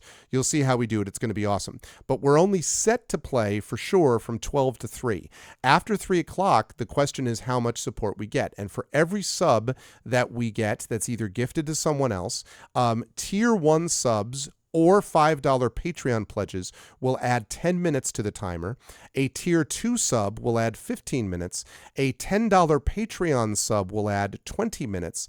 A Tier 3 sub will add 25 minutes. And a $20 Patreon sub will add 30 minutes. And all of those will allow us to keep going, hopefully all the way up until we have Expedition from the Mysterious Peaks, which we're not confirmed about yet, but we are hoping that we'll do, but not confirmed yet. If not, we'll just keep running with Starfield. But if not, then we're going to do Expedition, then come back afterwards. And from 11 until about 1 a.m., we'll be doing more of Starfield. Then Saturday, the 30th, we will start it again at noon Eastern. From 12 to 4 p.m., it'll be Starfield. And again, it will be set only from that 12 to 3 or something p.m. Starfield. Now, if we get a lot of extra subs that roll over, that will roll over into Saturday. So that would be great. And then 4:30 to 7:30, we will have an Infernal Salon, courtesy of C.S. Ikuni and Carlos Hernandez, the designers of the Negocios Infernalis game. We will be bringing in authors and poets who will be working from prompts from those cards. And check this out. We have just gotten these details. Every sub that we get during that time period, every sub, the Carlos and Claire are going to read the fortune of the person who got the sub. So they will use their cards to read your fortune live and in chat. And this is in addition to the idea of the numbers going up in terms of how long it all lasts and all that kind of stuff. And the authors who are writing can incorporate, if they wish, those fortunes into the stories that they're telling as well. So that's the little twist that we're going to be doing for the Infernal Salon Saturday the 30th, which is going to be really neat. I'm super excited about that. Then from 8 to 11 p.m. Eastern, we have Eberron. That's Saturday the 30th. Excited about that. And then when Eberron concludes, more Starfield until about 12:30 or so, when we will finally wrap up for the night, hopefully having made a big increase in subs and in Patreon supporters, because my hope is that if we build the Patreon up a lot and the subs up a lot, that sets a new floor for the channel, and then we can then try to build. We'll always lose a few from that, but we'll try to keep building over time. So I'm very excited about for the subathon. I think that's going to be a lot of fun. It'll be exciting, and it'll be good for the channel. So I think it'll be good all the way around. So that is the subathon. So that's going to be a good time happening, as I say, the 29th and 30th of September. So please mark your calendars for that. I'm looking at this. Improv flat roof. I hear that. Well, one thing though, Rudnell, because you've dealt with this before, please be careful when you're up on the scaffolding. i.e., please do not accidentally fall off your roof and off a ladder, because I know that may have happened before in the past to you. Please do not do that. Want you to be okay. All right, just keep that in mind. Please make sure you do that. Yeah, I know. That's what I'm saying. It's so hard to beat gravity. It's so difficult. But this was a great pleasure, and I was really happy to have everyone on board as well. If you liked what you saw and heard today, one last note about scheduling. I'll be back with you folks on Friday for Valorward Court of Blades, which is, this is actually a couple weeks from now, chat. I'm going to be at the NJ Webfest along with Michael R. Underwood, and we are going to see whether we can win some of those categories that we've been nominated for. We are a finalist in the NJ Webfest categories, multiple categories. We are finalist in the Minnesota Webfest, in the Baltimore Webfest. We already won Best Visuals in the Rainbow Roll Fest, so I'm very excited. Yeah, but that's too dangerous, Rudnell. There are other risks there that may not be worth it. But anyway, I'd be very excited for that to happen. So hopefully that will be the case, and that's happening later on. Valorward happening on Friday, and then I believe we have Eberron, if I'm not mistaken, coming up on Saturday. Should be a good time. So we are, I think, let's see.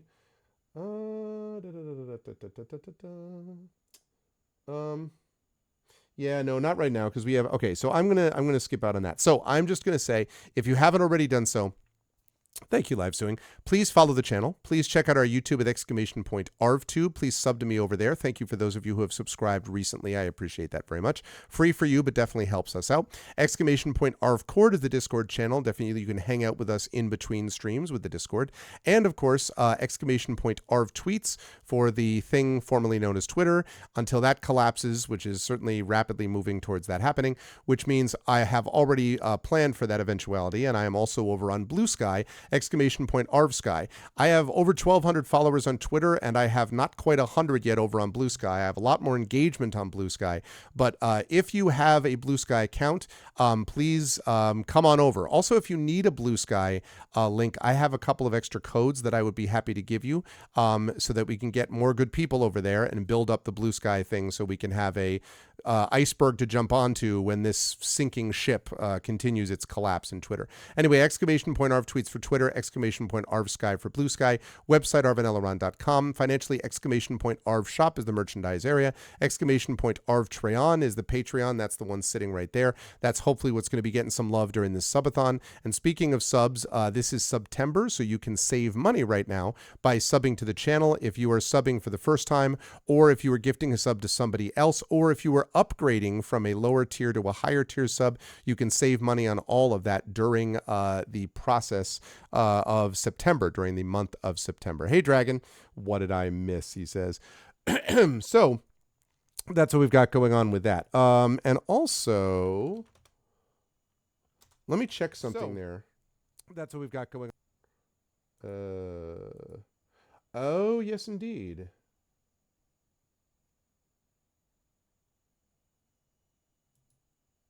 Okay, cool. Thanks for the heads up there, Triffid. I will keep that in mind. Thanks for the heads up. Thanks for the heads up. So, yes, please support both subbing and the Patreon and the shop and all that good stuff. On the publishing side, !Icarus, my graphic novel from Athos Arts, !Library, Tales and Tomes from the Forbidden Library, my 5e adventure and sourcebook from Alligator Alley Entertainment, and Grey Shades. Renegade, the sequel to Grey Shade, just came out, so we're really trying to push that. If you know reviewers who might be interested in taking a look at it, please let them know, and obviously please spread the word. Just for a minute, I had my webpage on. My bad, Hillness. So Grey Shade will get you Grey Shade, and then Renegade is the sequel that is also available, and the third and final book, Heretic, is coming out next year. I am working on that as we speak. Also, there is the tabletop role-playing game designed by Brandon O'Brien and brought to you by Alligator Alley Entertainment. That's going to be coming out soon. That's going to be coming out later this year. It's going to be play-tested soon, actually later this month, by Brandon O'Brien at Big Bad Con. So you can pre-order that, and you can order the audiobook from Trent Sparks of Grey Shade as well. So all of those are good things that I would encourage you to consider doing at the Grey Shade link. Last but certainly not least, BLM, Black Lives Matter, important to affirm and assert the significance and importance of Black lives. Help Now, the World Health Organization page on suicide prevention. Important to reach out to others when you need help and reach out to others when they need help as well. And Ukraine, UKRAINE, to help the people of Ukraine as they fight back against an illegal and illegitimate war with bravery and courage, and send the message we will do so for others in this situation in the future. Now, we will do a raid. Because it is early. We don't have a ton of people at the moment because it's a Tuesday evening, but we will late afternoon, I should say. But this is how you do it. The Arvanauts have landed, followed by Twitch raid, lowercase Twitch, uppercase R, lowercase AID, and sub raid, Arvany hype, and then the Arvanauts have landed. And now there's all kind of Arvanese that you can do. You can do a full spread of Arvany emotes when you get sent over to this place automagically, which we will do here just a minute right after the video is done. Otherwise, thank you to my wonderful mods, Dragon Spear, Drew the Damager, Hillness, Prince Justin, Triffity Mats, best in the business. Thank you to my wonderful Patreon subscribers and supporters. Thank you to Dragon, Drew, Hillness, Prince Justin, Triffid, Arudinel, Trendane. Thank you as well to my viewers. Thank you to Viola, H. Fidesz, Black Fury. Thank you to Flawless Diamond, to Hindered Spirit, Jagtress, Live Suing, Mrs. Dunsel, who is a sub actually, and to Norwegian Girl. Thank you all so much, everybody, for being here. Really enjoyed today. More Shire adventures later this month, and more wonderful tabletop to come coming up this weekend. Now, please stick around for the raid, and I will see all of you lovely people back here on Friday night. Until then, everyone, please be good to each other, and have a good night.